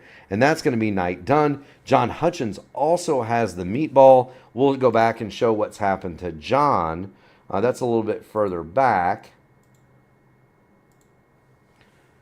So here's Hutchins. And he's gonna have a very quickly approaching Ryan O'Donoghue, and watch O'Donoghue. He's going to get in here, and he's not prepared for how much Hutchins is gonna lift. There's the contact. Around goes Hutchins, and he is just going to get absolutely T-boned by Troy Carricker. Nowhere for Carricker to go right there. Carricker does not have the meatball, but he is going to need significant repair. Oh, yeah, that's an incredible contact. Yeah, watch it from on board Troy Carricker. Remember, this is halftime, and you don't barely have time to react. John Hutchins, he's running the middle line there, but he's really not pushing the issue. It's still so early in the run. And Ryan O'Donoghue comes in there on a full head of steam. Ryan O'Donoghue is actually, he's communicating with the driver. He's taking responsibility for the contact, but he has some reasoning for that. But still, what a tough break for John Hutchins, who was really, really a top 5 car up to this particular point of the race. Yeah, he was having a good night. So too Troy Carricker. So too Sean Roberts. We talked about Roberts and his long run speed on several occasions this evening.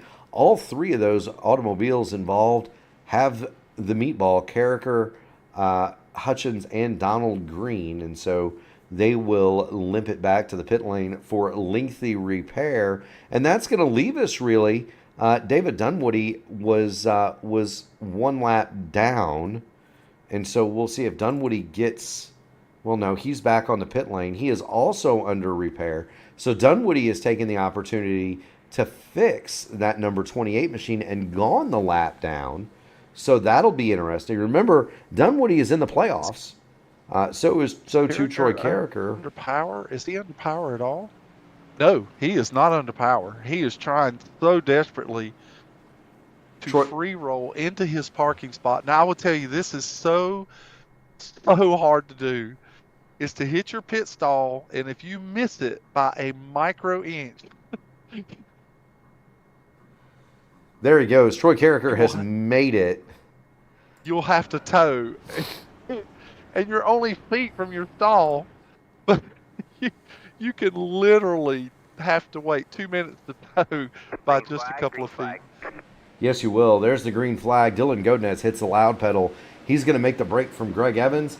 Ryan O'Donoghue has moved up to 4th, and he is looking for 3rd on the outside of Kendall Paul. Colby Pierce behind Kendall Paul in 5th, and Rick D has moved up to 6th, Sam. Ryan O'Donoghue, though, has got it to the high side, and he is coming.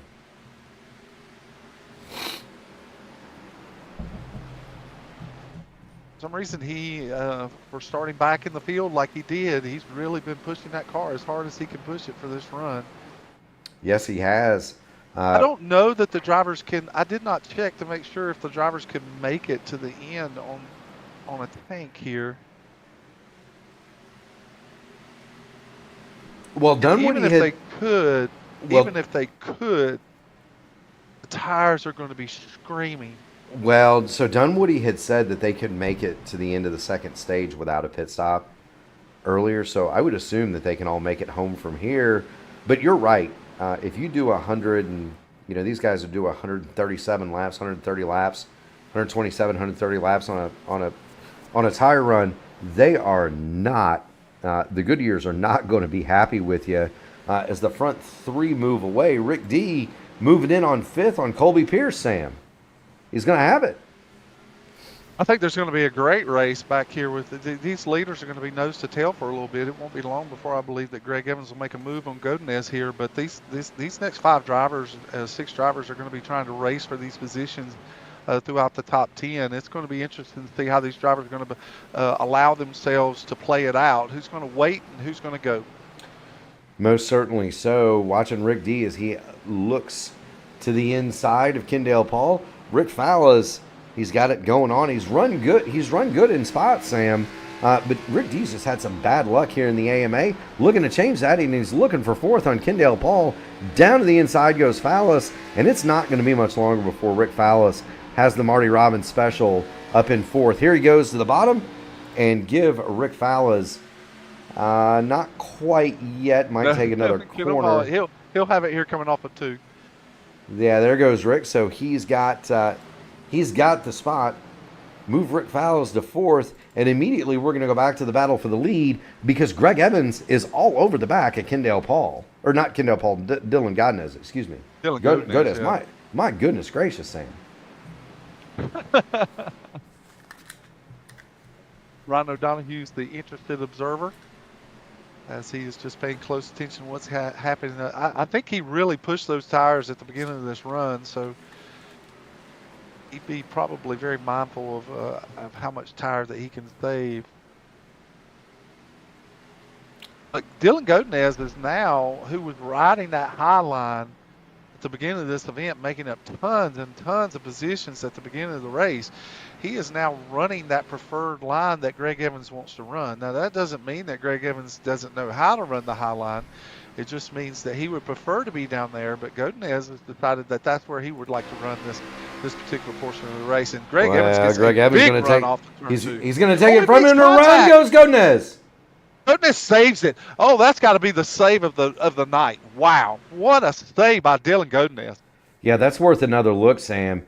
They get into turn 1, and that is a little bit of netcode for sure. Godinez gets it kicked up the track. He saves it. He's going to lose the second spot to Ryan O'Donoghue. Yeah, that's definitely netcode. There's no question there had to be a little bit of netcode to cause that contact there. But it does put Greg Evans into the lead. Dylan Godinez is back to third. Ryan O'Donoghue has claimed that second spot, and Rick D in the Marty Robbins special. Tell you what, he might have something to say about this before it's all over. Rick Fallis is faster than Greg Evans right now. There's something about being in the top 5 and having an open racetrack in front of you that kind of makes that right foot a little heavier. Yeah, most certainly so. Rick D is coming. Dylan Godinez has gotten back by Ryan O'Donoghue, and you gotta wonder, the driver in the car, Sam, doesn't know that it was netcode. Might the Bristol red mists be appearing? Well, actually, it's funny you should mention that, because Greg Evans actually spoke in the server and said, he apologized to Dylan. He said, if I caused that, he says, I'm really sorry. He said, I got a little loose on entry, and he said, I really apologized. And Dylan came back with a very sharp answer, not rude, but he says, I was hoping I could race you a little bit more than that. And now Dylan Godinez is actually he's running him down. So we'll see if they can race a little bit cleaner this time. Yes, if Dylan can catch him. Yes, they will. Do want to point out that Donald Green has retired his machine for the evening, as has John Hutchins and Troy Carricker. So we've only got 10 cars left on the Speedway. David Dunwoody is the only automobile one lap down. The top 7, they are all on the lead lap, and we're about ready to have a battle for the lead. How much is Dylan Godinez willing to forgive and forget here, or is he going to use the bumpers on Greg Evans, or is it time to use the bumper yet, Sam?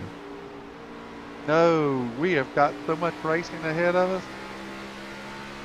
See, you never know the mindset of a driver too. Dylan may be Dylan or Ryan O'Donoghue may be in the mindset that they want to lead this thing. They want to be out front. They want to dictate the pace. But I know Greg Evans is the same way. Greg Evans is not one to follow people for a long time. He likes to be out front. He likes to dictate the pace. He likes to run his own line. He likes the clean air on his nose. And there are a lot of drivers that feel strongly about that. So they could very well push early in this run and make a bid for that position. But will it be beneficial in the end? We don't know, and there's a lot of racing yet to play out. 91 coming to get 90 laps to go here in the Blackmagic Studios. Never forget 300. Do want to thank everybody for joining in this evening. If you haven't already done it, make sure you smash the like button on the video, ring the bell, subscribe to the P1 Broadcasting channel, and be notified of all future iRacing broadcasts. It is a short week this week. No officials, of course. It is week 13. Tomorrow night, Sam Crow and I We'll be here 8:20 pre-race, 8:35 start for the Black Magic Studios night race in the AMA Archway Industrial Coatings Truck Series. Sunday night, it's the Votive IndyCar Oval Series. We're going to be at Legacy, Texas. I'll be in that race. Sam Crow will be spotting me in that race. We're gonna give Sam a red. You can hear it now, folks. You can hear it now. Outhouse outside. Outhouse outside.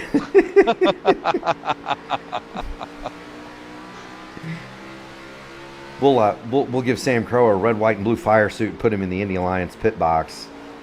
Oh my heavens! They don't make suits that big. I'll tell you what. We'll just give you two of mine. I'm a little skinny guy. That have to have their clothes made by a tent and awning maker. We'll just put you in two of mine, Sam. We'll just sew two of mine together. I'm a little bitty guy, so it'll work. Greg Evans has very slowly now started to draw away from Dylan Godinez, who is falling into the clutches of Ryan O'Donoghue, and I think that's question answered. A little bit of red mist for Godinez. Little bit too much of the torch to the right rear of that. Rear probably got a little hot on that contact for sure. But man, what a save by Dylan Godinez! I thought the orientation of that car just really lent itself to the idea that it was going to just stay spun out, but he was able to save it. Yes, he was, and he didn't really lose all that much time when you come to think of it, Sam. Well, in consideration of where he was and where the leaders were in the next pack of cars, no, he didn't lose much time at all. Yeah, I mean, just what a fabulous move from Dylan Godinez to save the automobile. Of course, he's fallen back into the clutches of O'Donoghue. Greg Evans has slowly started to saunter away. But Sam, guess who's matching the pace of Greg Evans? That would be Ryan O'Donoghue. No, it would be Rick Fallas. Well, O'Donoghue is matching as well, but Fallas is just a touch of the old stopwatch faster. 16:096 the last time by. 16:1s for Evans, Godinez, and O'Donoghue. And so Rick Fallas is inching his way into this battle. And if he can keep up, the pace at which he's catching them, which is, half a tenth a lap. There's so many laps left. I cannot express. They may go fast, but there are still a lot of laps left in this race. And so, there are. Drivers have to be conscious of that and just and run their race. And now that the field has been narrowed down to so few, it can really come into the benefit of a driver that's willing to save his tires and be there at the end. Most certainly can, and that's the thing. You think 78 laps, well, my goodness, the race could be over in 15 minutes, Sam. Right. But that's a lot of wear and tear on your equipment, especially the tires. You don't really get brake fade in iRacing like you would in real life. You don't. They do. What it does, though, if you overuse the brakes, it overheats the tires. Is how they kind of. It does, especially the front tire. Well, it depends on how much brake bias that you're using, but typically it's the front tires that suffer the most. I think that may be what we saw in the Justin Osterman situation, that he lost the back of the car so quickly on entry that maybe he had set his brake bias.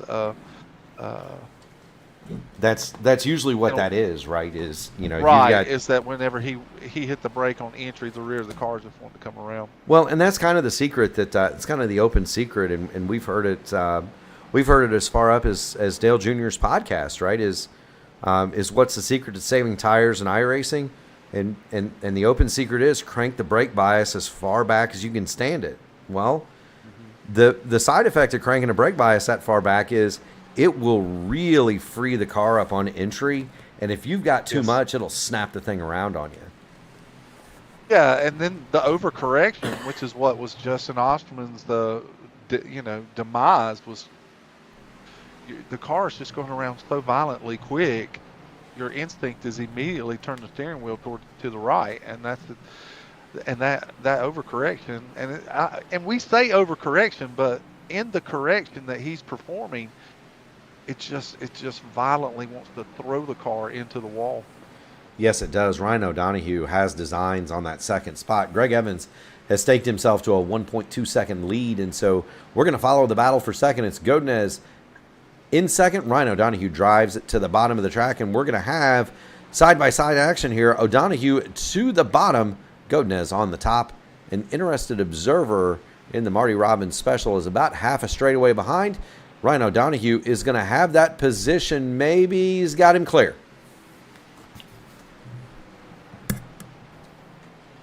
Over the last few laps, Ryan's probably been a little scotch faster, and so he's going to gradually pull away from Godinez here. And we've seen where Rick Fallis is actually starting to fade a little bit to Greg Evans as well. Yes, he has. Yes, he has. Rick Fallis has now pulled within a second of Dylan Godinez, and I got to believe the tires on that 08 are just about torched. His last lap, 16.452. He's now a full 0.2 off of Ryan, or now a full 2 to 3 tenths off Greg Evans and Ryan O'Donoghue. Rick D is coming in a hurry. We're going to have a battle for that third spot. My guess is, Sam, the next 15, 20 laps. Yeah, it just depends on how much the degradation there is on the 08's car, or we could see Rick Fallis fall off as well. But still, Rick Fallis has been showing consistently a little bit better laps, and as he gradually begins to close that space on Dylan Godinez. And again, these tires could equalize, which they're probably getting close to that point where they all will equalize, and maybe these two drivers will just kind of bottom out here. They'll be the positions that they run in. We're going to throw up our nightly poll. Does Rick D get his maiden AMA podium at Bristol? Place your bets, ladies and gentlemen. We've got 63 laps to go. Rick Fallis is running down Dylan Godinez in that fourth spot. There's Godinez and there's Fallis behind him. Meanwhile, Ryan O'Donoghue in the green and red has started to ever so slightly reel in Greg Evans. Now Evans is working lap traffic. That's Eric Corder that just bounced off the wall behind him. Evans is working traffic. Now that's going to help. That is going to help Greg Evans, Ryan O'Donoghue catch Evans. The flip side of that is O'Donoghue has to work that traffic too. And so, Sam, this is going to come down to, I think, who can work the traffic the best. Everything goes spread out. It should play out. I'll tell you the one that I was going to mention it earlier, but I didn't. The one that I just feel like is probably that we've not put a lot of attention on about saving tires and being around for the long run is Kendall Paul. And Kendall Paul he's catching Rick Fallis, and he's catching him easily by a couple of tenths a lap. Kendall Paul and Kendall Paul's last lap was actually 2 tenths faster than the leader.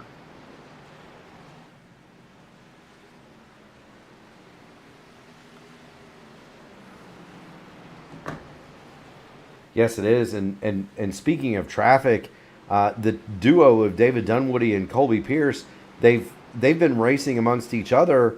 That's held Greg Evans up just enough.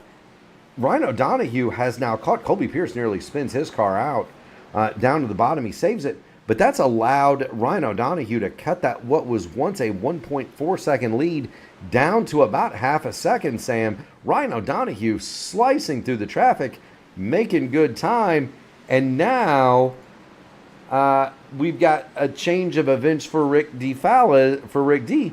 He's fallen victim to Kendall Paul. Is coming. Kendall Paul is coming. Well, there had to have been something that happened to Rick, because his last lap was over 17 seconds. He dropped 4 seconds from Dylan Godinez, and so something happened. I can tell you what it was. Is Rick is very good. Rick is a gentleman racer. And if he's watching his relative, he sees that Kendall Paul is coming. And so he's going to back out. He's not going to hold Kendall Paul's run up. So he feels like he's probably got to the end of what these tires are going to do, and he wants to manage his car, his tires, but he doesn't want to ruin anyone else's race. And so if he's watching the relative and he sees how much Kendall's closing, he's going to slow down and give Kendall the best line that he can give him. And that's probably what you're seeing Rick Fallis do. There you go. Rick Fallis, definitely an old school gentleman style racer. And he really, really is. And we have a crash. It's Eric Corder. Eric Corder hard into the turn 2 wall. Whoa, that was another hard impact. And again, the back just, and it looks like David Dunwoody catches a piece of this. He gets loose on entry. He's high enough on the racetrack that he just steers the car immediately to the wall and bounces and careens off of it, and then catches the right front of David Dunwoody's car. There he goes, Fallis. Porter is going straight to pit road, but because of where he entered pit road on the outside of the commitment box, he may have a penalty there. I would think at 9 laps down, he's 10 laps down now. I don't know that Eric Corder is probably all that concerned. Yeah, you're right about a penalty.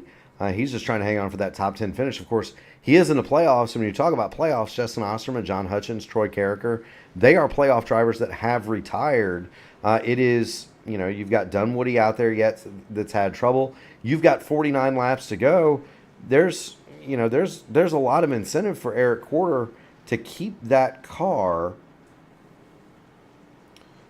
moving forward.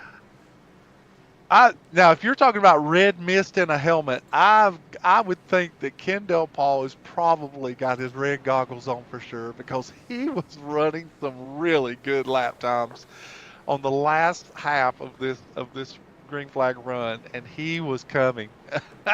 I can almost bet that Kendall Paul is thinking, why caution now? Now, to be fair, would you rather have the caution and get bunched up with the leaders and be on the so? No, sir. Not if your strategy is to save tires and be there at the end and run faster laps than the leaders at the extension. And he was only 5 seconds off of the lead, and that with 60 laps to go, I mean, it was easy that he could, at the pace he was running, that he would catch the leaders. So, no, you don't want a caution. You want to see how it plays out, especially if you're running that good that late in the run. So if you're like myself, I'm not a sprint racer. I don't consider myself very good on late race sprints on fresh tires. But I do like to run longer runs to see if I can't manage the tire enough to be good at better than the leaders at the end. And that could have very well been what Kendall Paul's strategy was. Gotcha. We'll see how this plays. Kendall Paul is going to line it up fourth. You've got Greg Evans and Ryan O'Donohue on the front row. The pace truck is going to turn it left. Green. Barney's got the green flag in hand. Green flag is out. Racing resumes, and away goes Greg Evans. Ryan O'Donohue did not get the good jump on the outside. Dylan Godinez is going to go through in the second. And speaking of red-tinted goggles, Sam, Godinez sets off after Greg Evans.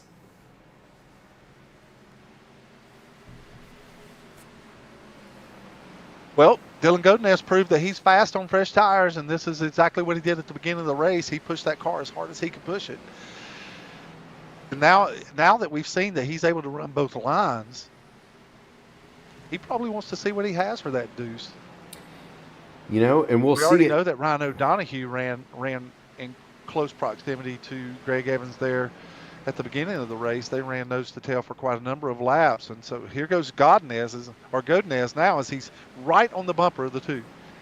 Yeah, and we've seen Dylan Godinez have the short run speed to get by Greg Evans. People have been able to go by Greg tonight, Sam, but they haven't been able to hold it. Godinez may have the best chance. Here he goes, and Evans is going to say, "All right, young man, if you'd like to lead a while, you go right ahead." So we're going to monitor this because Dylan Godinez has gotten past the deuce, Greg Evans, and is now your leader. Ryan O'Donohue is third. Kendall Paul is fourth. And Rick D, he had fallen back a little bit, got some fresh tires on that Marty Robbins painted hot rod. He is now fifth. Colby Pierce runs along in sixth, and that's a great run for that 42 car. Sean Merriman is seventh. That is the teammate to Dylan Godinez. You see the DG on the hood. David Dunwoody is eighth. He is 2 laps down now. But again, playoff car, playoff points. You want to make sure you keep score in those. Dunwoody eighth. Sean Roberts continues to circulate. He is 4 laps down in ninth. And Eric Corder, 20 laps down in 10th. He is on pit lane. He had a hard crash not too long ago, Sam. And Corder just trying to get that thing fixed in the hopes that there's another accident here. And he might be able to pick up another couple of spots. Well, if anything else happens or occurs in the race and someone befalls to detriment, then it's definitely going to work in favor of that to be able to make up those spots for sure. You were talking about Rick Fallis's paint scheme. Rick Fallis is actually a sponsor of he co-sponsors an ARCA car that raced at IRP this year.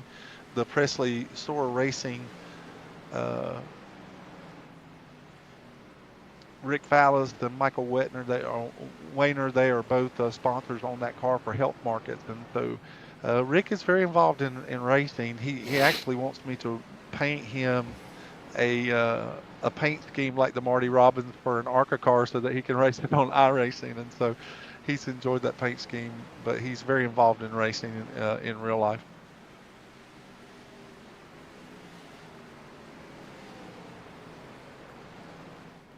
Indeed. So Presley Soar is an interesting character. I've run a ton of open wheel races with him as we watch this battle for the lead between Dylan Godinez and Greg Evans. Evans let Godinez get out there. David Dunwoody puts his car up on the fence. He does not want to figure into this battle for the lead. Greg Evans let Godinez get out there and then has slowly started to reel in the 08. Cue the Jaws music, Sam. I think we got a few more laps before you have to, unless you see Dylan Godinez make some kind of simple mistake, and then Greg's ready to pounce for that. But I think you've got a few laps, at least a couple more laps before he makes some kind of concerted effort to get around the 08. Oh, and there's that mistake. You can run there for the deuce coming down the back stretch. Dylan Godinez gets a little loose off of exit there, but he's able to get. Greg gives him the courtesy of gathering it back up. All right, man. Caution is on the Speedway. On the Speedway. Caution, Sean Roberts. Sean Roberts has gone to the pit lane, and here we go. Eric, big spin off of 2 there. Yes, it is. Now, this is within Eric Corder's window. If he can get out and circulate and make 25 laps in the next 28, Eric Corder can pass Sean Roberts and get another spot. Corder has been on pit lane for 7 minutes and 20 seconds in the box, and so who knows if that's even possible. Do want to point out that the Onyx Racing League impresario Mike Rigney has joined us. There's nothing more terrifying than being in an unfamiliar rig in an unfamiliar place.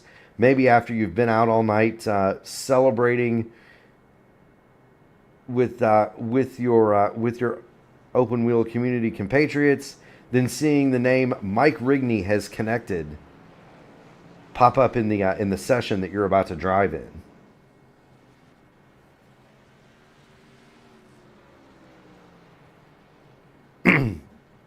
So Bristol's been pretty good, Mike.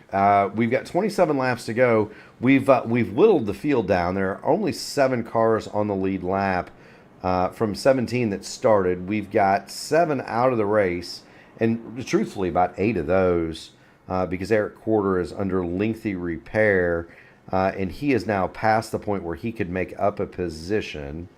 And so Corder, for all intents and purposes, is done. So you've got 9 cars on the track, 7 of them on the lead lap. Dylan Godinez has made the move to get around Greg Evans, and that's going to be the showdown. You've got a very fast Ryan O'Donohue third. Kendall Paul and Rick Fallows have had great long-run cars, but neither one has shown all that much speed on the short runs, but who knows? Colby Pierce remains on the lead lap for a fine 6th, and the final car is Sean Merriman. And you are absolutely right.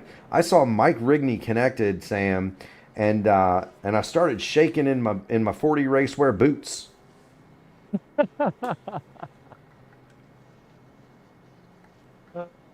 It would be easy to do.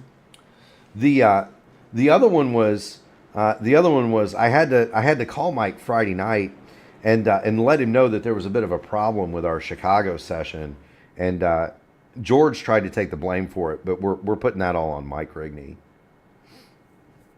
We won't let George take the blame for anything. It was such fabulous weekend. Did you? I don't know how much of that thing you saw, Sam. They had a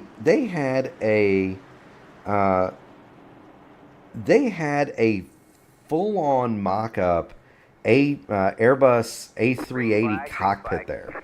I saw that. That was phenomenal. That was just crazy phenomenal. I was like, wow. All right, we're going to watch Greg Evans here. I don't think Greg's going to wait long. I think Greg's going to push the issue here, and we're going to see a race for the lead. I don't think Greg wants to ride in the closing 20-something laps here. I think Greg would just as soon be in front of Dylan Godinez, but Godinez is probably going to race him as hard as he can, so stay tuned, folks. This is going to be good.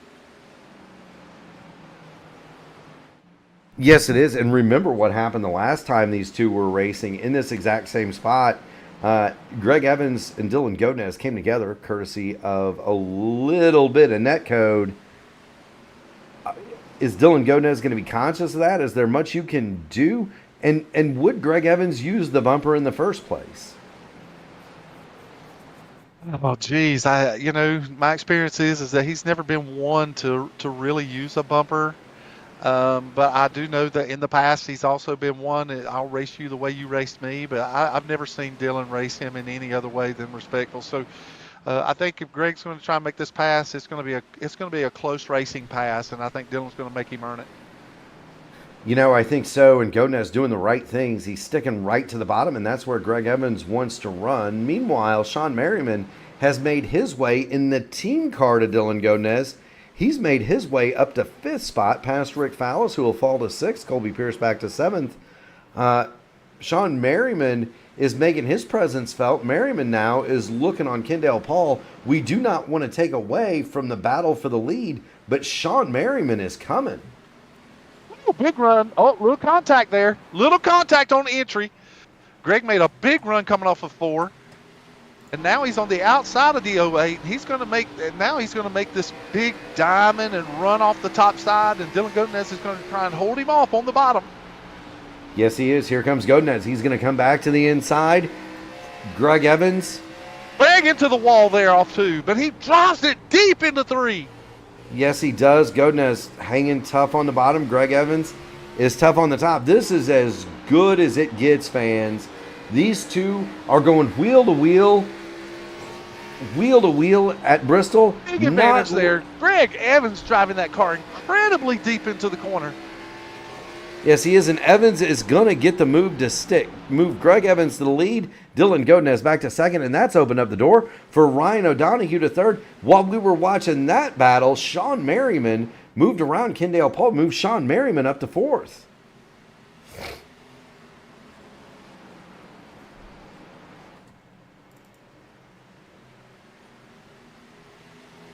A lot of positions still to be determined here. The pack is extremely still close. The top 3 drivers are all within relative passing distance right here, and then the next 4 drivers are trying to battle it out for 4th position with Sean Merriman there.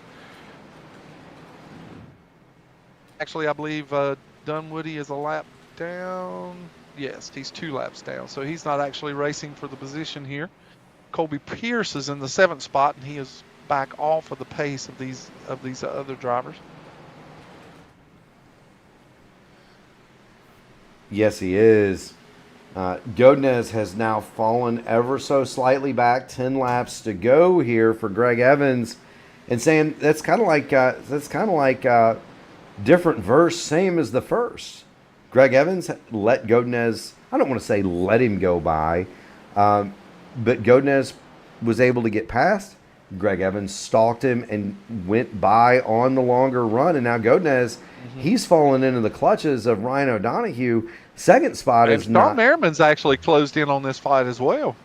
Yeah, Sean Merriman might be the fastest car on the racetrack. Well, not might be. Sean Merriman is the fastest car on the racetrack right now. It's going to be so sneaky for saving tires. He is really, really one that uses that. He's got a big run on Ryan O'Donoghue here. He's going to make the pass. Yes, Sean he is. Merriman with these fresh Goodyears, he may have had a set left. Yes, he did. He put them on. He's got tires that are half as old as his competitors. Oh, he's loose off of 4. Great save. And that's going to let Ryan O'Donoghue flash back to his outside. Sean Merriman making a bid to put 2 Dylan Godinez Motorsports cars on the podium. O'Donoghue does not want to see that podium slip away. And remember, these are playoff positions, playoff drivers. Oh, and they made contact. Ryan O'Donoghue in the wall in turn 2. Sean Merriman at the bottom of the apron. Unbelievable on the entry there. All right, so caution is out. That's going to give us the green-white checker. We are going to come back and have a look at what's happened between Merriman and O'Donoghue. I think the braking points were so different there. Merriman he made the pass. He drifted up in front of O'Donoghue coming down the front stretch. But then on entry there, I think maybe O'Donoghue just barely missed the braking point and just caught enough of the 18 to get them both out of shape. So, man, tough situation for the 14 and the 18 for that matter. It most certainly Sean is. Merriman was able to straighten his car up, but tough night for 14. It most certainly is. Now, this is going to give David Dunwoody one of his 2 laps back. So Dunwoody is going to go to 1 lap down. And you wonder, that was a hard impact for Ryan O'Donoghue. You wonder how much damage has been done to that number 14 machine, or if he's even going to try to fix it at this point. You've only got 2 laps to go. You might as well ride it out.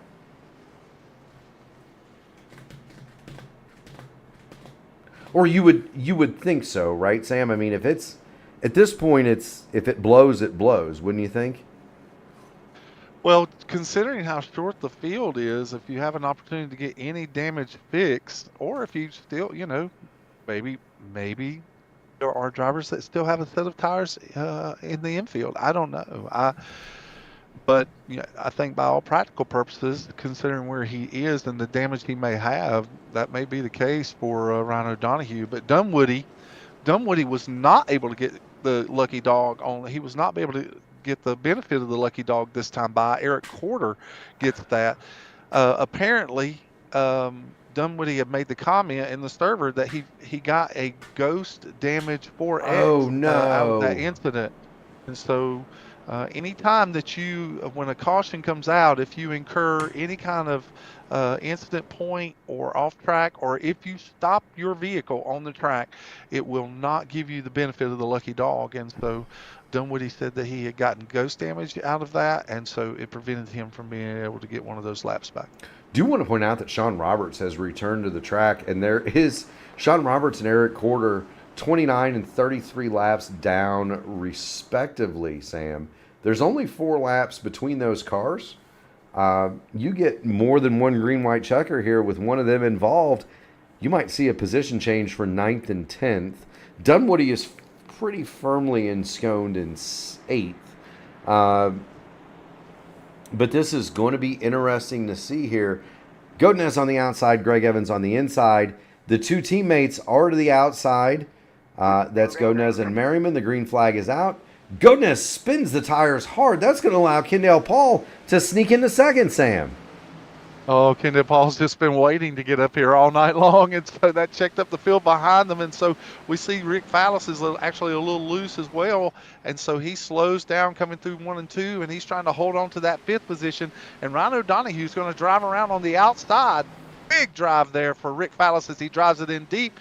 He's just trying to hold on here in the closing laps. Greg Evans is going to come out of 4, and he's going to win this race at Bristol. Yes!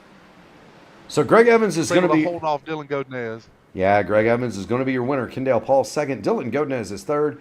Then Sean Merriman and Rick Fallis round out your top 5. He didn't get the podium that we thought he would, but fine effort for Rick Fallis. Ryan O'Donoghue, Colby Pierce round out your lead lap. David Dunwoody, Sean Roberts, Eric Corder are the other finishers, followed by Troy Carricker, John Hutchins, Donald Green, Keith Graham, Justin Osterman, Barry Seaman, and Matt Metler.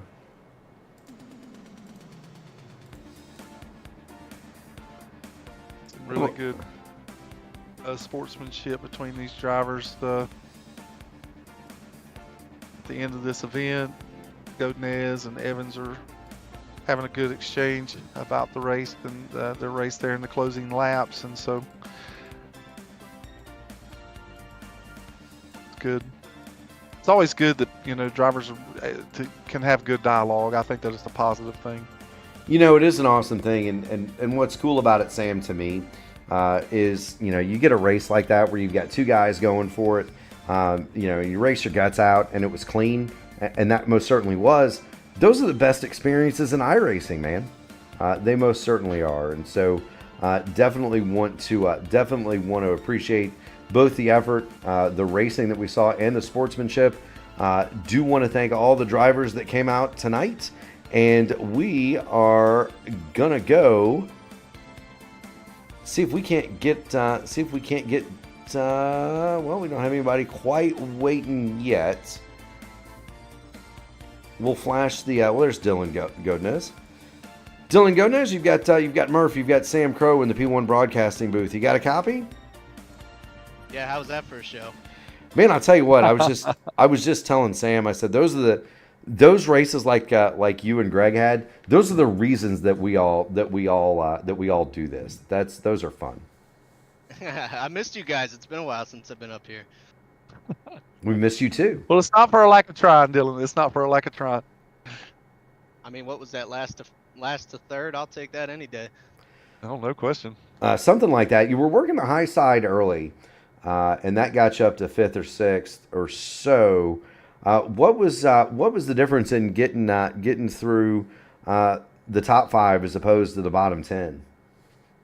I mean, it was all about tire wear. I mean, this car was set up really, really stiff in the rear, so once you tried to settle the car into the corner in the middle of, the banking, it wanted to sit down on those springs. They were a little too stiff for me, so it made it rotate more than you'd want it to, making it loose under throttle. So the top really wasn't working unless you were able to save some tire early.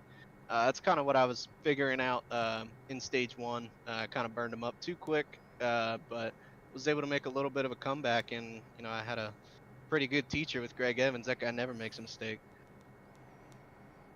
I know, Dylan, great finish tonight. It's good to see you back on the podium, and it was a really well strategized race for you tonight. So I'm happy to see you back in the booth with us.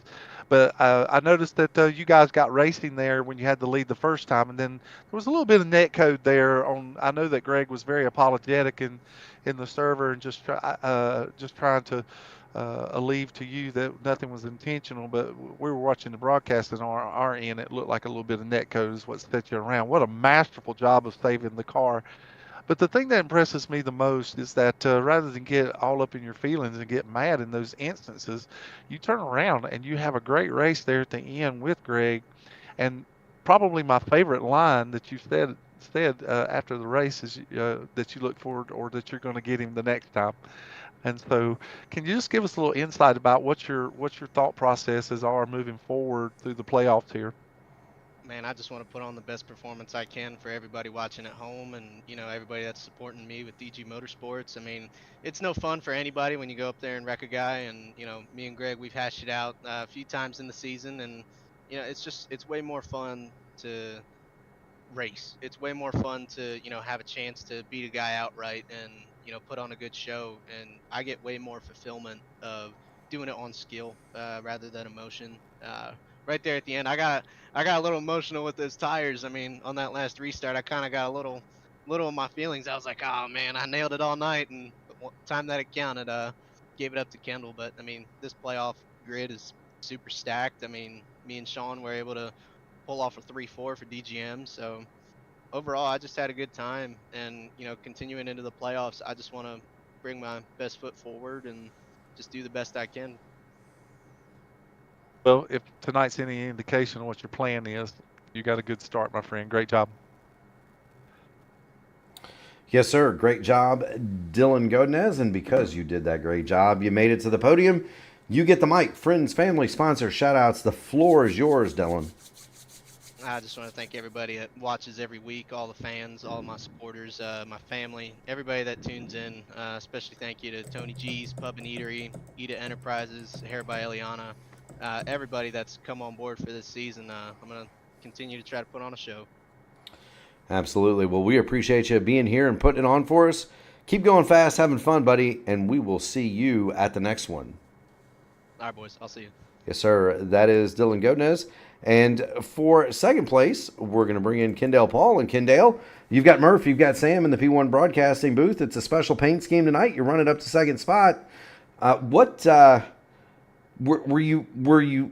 Sam and I had the debate. Were you sad or happy that that caution with about 40 to go came out? I originally was kind of mad at it because I had that thing saved perfectly. She was handling just like a beaut, and we were moving through the field. We got by Rick. We were going to get by Gunnar Doze, I believe, there, and then the caution came out. Originally, I was mad. I was like, dang, we had a car for the top three, and then now I'm actually pretty happy that happened. I don't know. I think I would still be a little bit solemn about the idea because I was watching your lap. You were consistently two tenths or so faster than the leader, and you were closing and just making such strides in the second half of that run. And it was my part of that discussion was that I believe that you were probably a little disappointed to see that caution. I mean, it certainly worked to your favor here in the end, being able to finish in second position. And it was a great run, but I would have been eager to see how it would have played out if it had really worked for that long run strategy to see if you could actually catch the leader based on what we were seeing up until that caution. But either way, Kendall, we're really excited about what we're seeing in this first race of the playoffs, and I'm eager to, like I was saying with Dylan Godinez, I'm eager to know what your view and what your thought processes are moving forward for the remaining races that are ahead of you. And now you tell me that information that we're fast in the leaders. I did not know that. So now yes, that sir. caution does burn a little bit more. So would like to see where that played out. Because, like I said, I feel like the car was handling beautifully, and we were running consistent lap times that whole entire time. We're running 0, 0, 0, 0, I was hearing, and started running a little bit lower, slower ones, and that sort of stuff. So now the one burns just a little bit more, but you can go back and watch the broadcast if you like. But it was easily I was watching your lap times were faster than the leader. Okay, well, that one burns a little bit more than I first had it. But from now I've always going in each race top 10, keep the car clean. That's priority number one. For the 78 team, and always in the playoffs, we strive that I have circled beat 4 playoff guys every race, and we did just that. It's just about goal setting. I feel like here in the playoffs, and just keeping a level head throughout the whole entire race, and keeping the car clean. That's the biggest thing. Like I tell the guys, I was like, right now, if you're beating 4 guys, this race does not matter. Later on in the playoffs, the only time that it does matter is if you screw up in the race, is when it really burns for your playoff chances and championship chases and that sort of stuff. So just keeping the car alive, keeping it under you, and that sort of stuff. exactly what I was preaching to the guys, what I was telling myself, and we did just that. Kept the car clean, hit the wall a couple of times. Wasn't very happy about that, but overall, though, really good night here at Bristol. Fantastic finish, man. Yes, it was, Kendale. Thank you so much for joining us in the booth. Friends, family, sponsor, shout outs. The floor is yours. Yeah, I gotta, like I always do, I gotta thank Archway Industrial Coatings. Those guys do amazing work for us and keep the league going for us, and we would not be here where we are without them. And gotta thank Sean Mott and Jason Southard, those guys also that help us out and that sort of thing. Gotta thank all the league sponsored Black Community Studios, Admin Box, Ferg Energy, Track Racer. I think I said Admin Box, but I'll throw that back in there just in case. They contribute in their own little ways, and can't thank them enough. Gotta thank the whole team and everything, and so it really makes these races more enjoyable and make it a lot easier to play out strategy and that sort of stuff when you're running by teammates and that sort of stuff. Gotta thank you guys up here in the booth, making the broadcast look awesome, and it sounds amazing too. So I gotta thank you guys enough, and also just gotta say it's really special to get this car in the top 3 where it deserves. And right now, finding out that never forget words mean a lot of different things right now, and to have that on the hood, it's really special. So it's been a rough week here. So we'll just keep moving forward, and we'll go on to tomorrow night. It's a good start to the race weekend, quote unquote, and we'll see what we can do in the trucks tomorrow. There you go. That's Kendale. Well said. That's Kendale Paul. He'll run second tonight, and for the winner, Sam, it's Greg Evans. Greg, welcome to the P1 Broadcasting booth. You got Murph, you got Sam Crow up here. So I got to ask, guys could get by you on a short stint. We saw Dunwoody do it early in the race, and he threw a massive slider on you and then knocked it off the wall a few times. Dylan Godinez got by you a couple of times. Ryan Donahue was able to head you for a few laps. Was that intentional on your part to let him go and let them burn their stuff up and go back and get them later? Yeah, I guess so. I mean, I've always, it's not like every track I go to, I try to run a pace or run to a pace, and that's all I'm going to try to do. If somebody wants to go a little faster, or they are a little faster than me at that time, I'm just, unless it's in the last 5 laps, I'm probably going to just let you go. So it usually plays out well for me, and I can kind of run my pace off of kind of what they're doing. And it seems like sometimes if you try to keep somebody behind you, they learn at the same time kind of what you're doing. And I was kind of a little bit afraid that's what Ryan Donahue was doing there for a while. Was just kind of pacing himself off of me. So I when he got a little closer, I was like, I'm just gonna fall behind him here. So yeah, that's typically what I try to do. If somebody's a little faster, there's no point in racing them. Just let them go, unless it's in the last 5 or 10 laps. Well, Greg, it's another great win, and I've raced you so many times at this racetrack, and it's almost watching a Disney replay where it's just the outcome, and it just seems like you can sing the songs that go with it. But I'm a little curious. Just what goes through your mind? I know there at one point Dylan Godinez was in the lead, and you were slowly working him and just trying to find a good place to make your pass. He bobbled a little bit coming off of turn 2, and you were able to get a nose under him on the backstretch, and then of course on entry. We believe that it was a little bit of a net code involved there, but you were quick to take ownership of the situation, and I was very impressed that you and Dylan Godinez were able to kind of talk that thing out. Just give us a little idea of what your mindset is when those incidences occur. You already know you're fast, but just give us a little insight about what your thoughts are when that happens, and you may have ruined a guy's night, or something may have happened to ruin a guy's night. Yeah, it's tough, man. I mean, you've raced with me long enough. The last thing I want to do is ruin somebody's night. I want to race everybody clean as I can. But while you're in a race, you don't know what really happened. You know, kind of what you did. At the time, I thought, I felt like I hugged the bottom pretty good, but I thought, well, maybe I, might have slid up a little bit. And to me, it's better just to be safe and say, hey, man, it wasn't intentional. So that way they know, like, man, I wasn't going there and wipe you out. But like I said, even after the race, that was actually the first thing that I went back and looked at. And me and Dylan talked about it in the waiting room a while ago. And I was like, man, I said, I apologize still. I said, but if you go back and look at it, if you get a chance, I said, there was probably a good 2 or 3 foot between us. Looked like it was a really, really bad net code.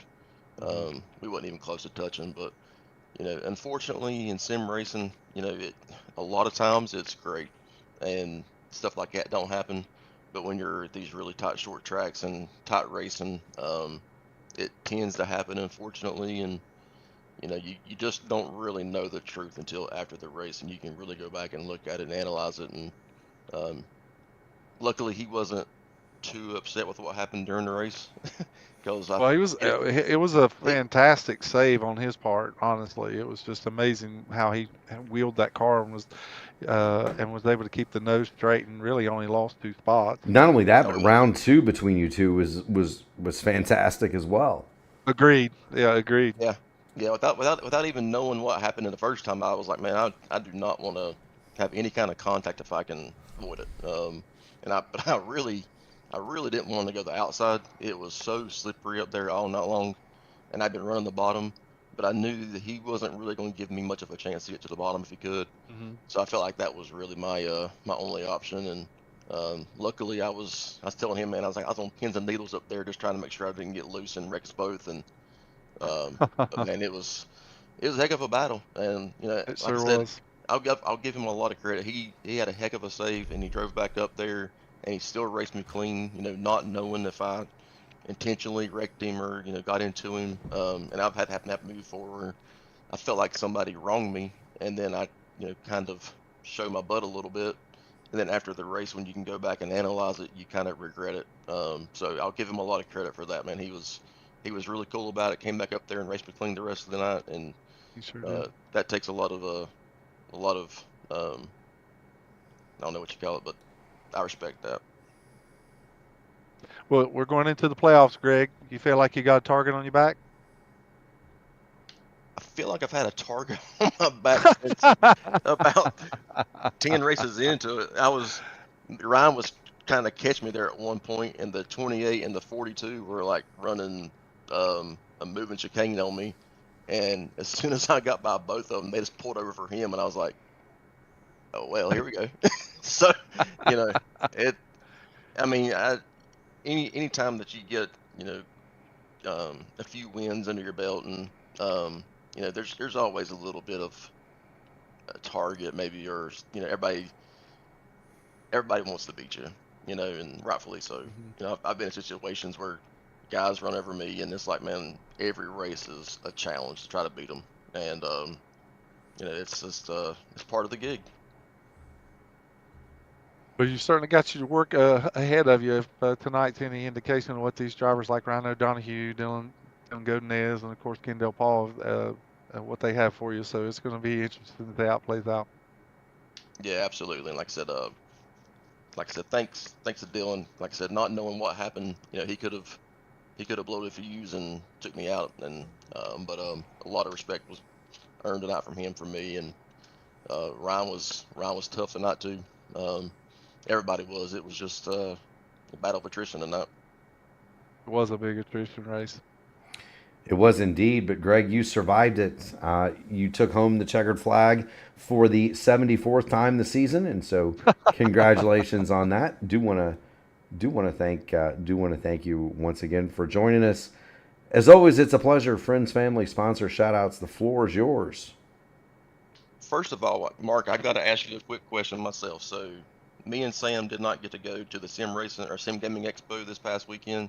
I've seen a lot of videos and stuff, but I've not really got to hear about how great it was. So I've got to ask you that question first.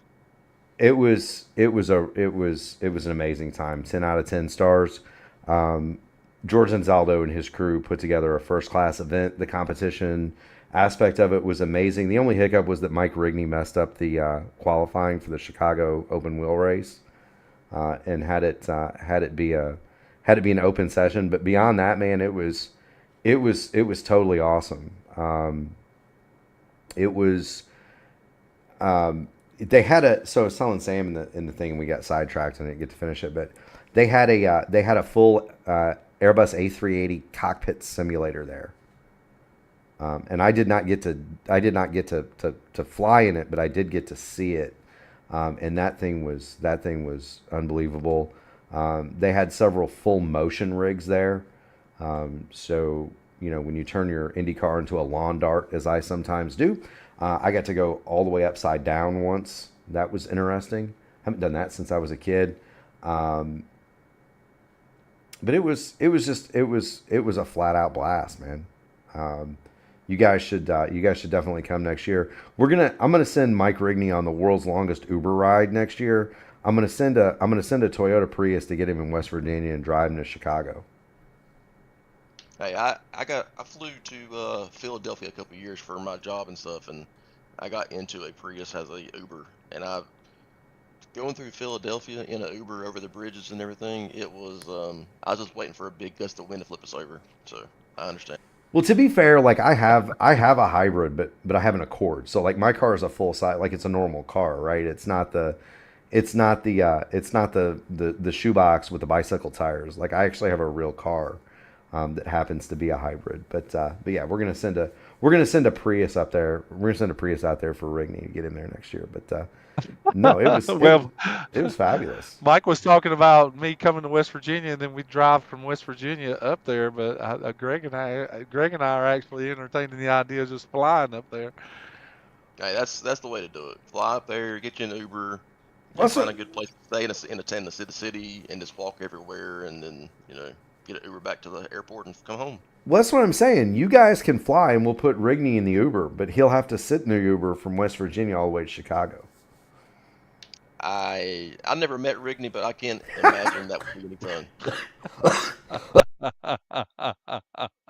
I'm pretty sure he will not sign. If you want to spend a lot of time laughing, then you'll know exactly what it's like. I tell you what. You need to quit asking me questions. He's going to come to Indiana and raise a knot on my head because that's on the way to Chicago. I'll tell you what, if at all possible, and me and Sam can do it, we'll definitely attend next year. It looked like it was a lot of fun. I watched a lot of videos and reviews and walkthroughs and stuff like that. And I'm glad it went really well, and I hope that they do it again next year, and we get even more of the big vendors and stuff like that in there. That would be, like I said, I've always been a little bit jealous, and always kind of seeing the stuff overseas that's done for sim racing and sim gaming, and it was really cool to see that come to North America and especially United States, and be able to see that happening. So hats off to those guys. Hopefully we can get Sim Shop, Sim Magic there. I seen Sim Labs there, but man, just thank those guys. Thank Freightliner, you guys for broadcasting, AMA for hosting, and man, we'll see if we can keep this streak going. Stay in the playoffs. Thank you so much, Greg. Keep going fast, having fun, buddy. We'll see you next week. Congratulations. Oh, hey, one more thing. I know there's been a lot of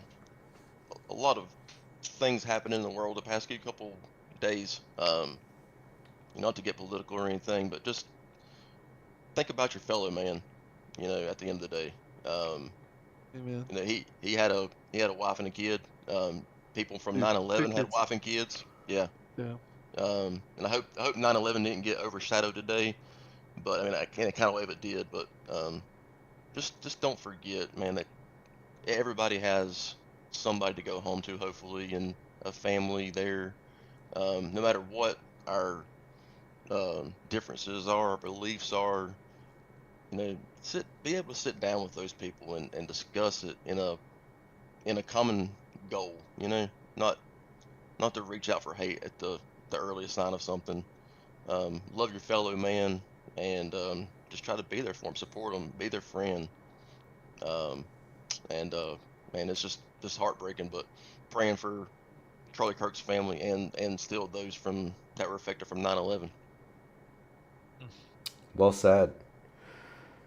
With that said, man, get out of here.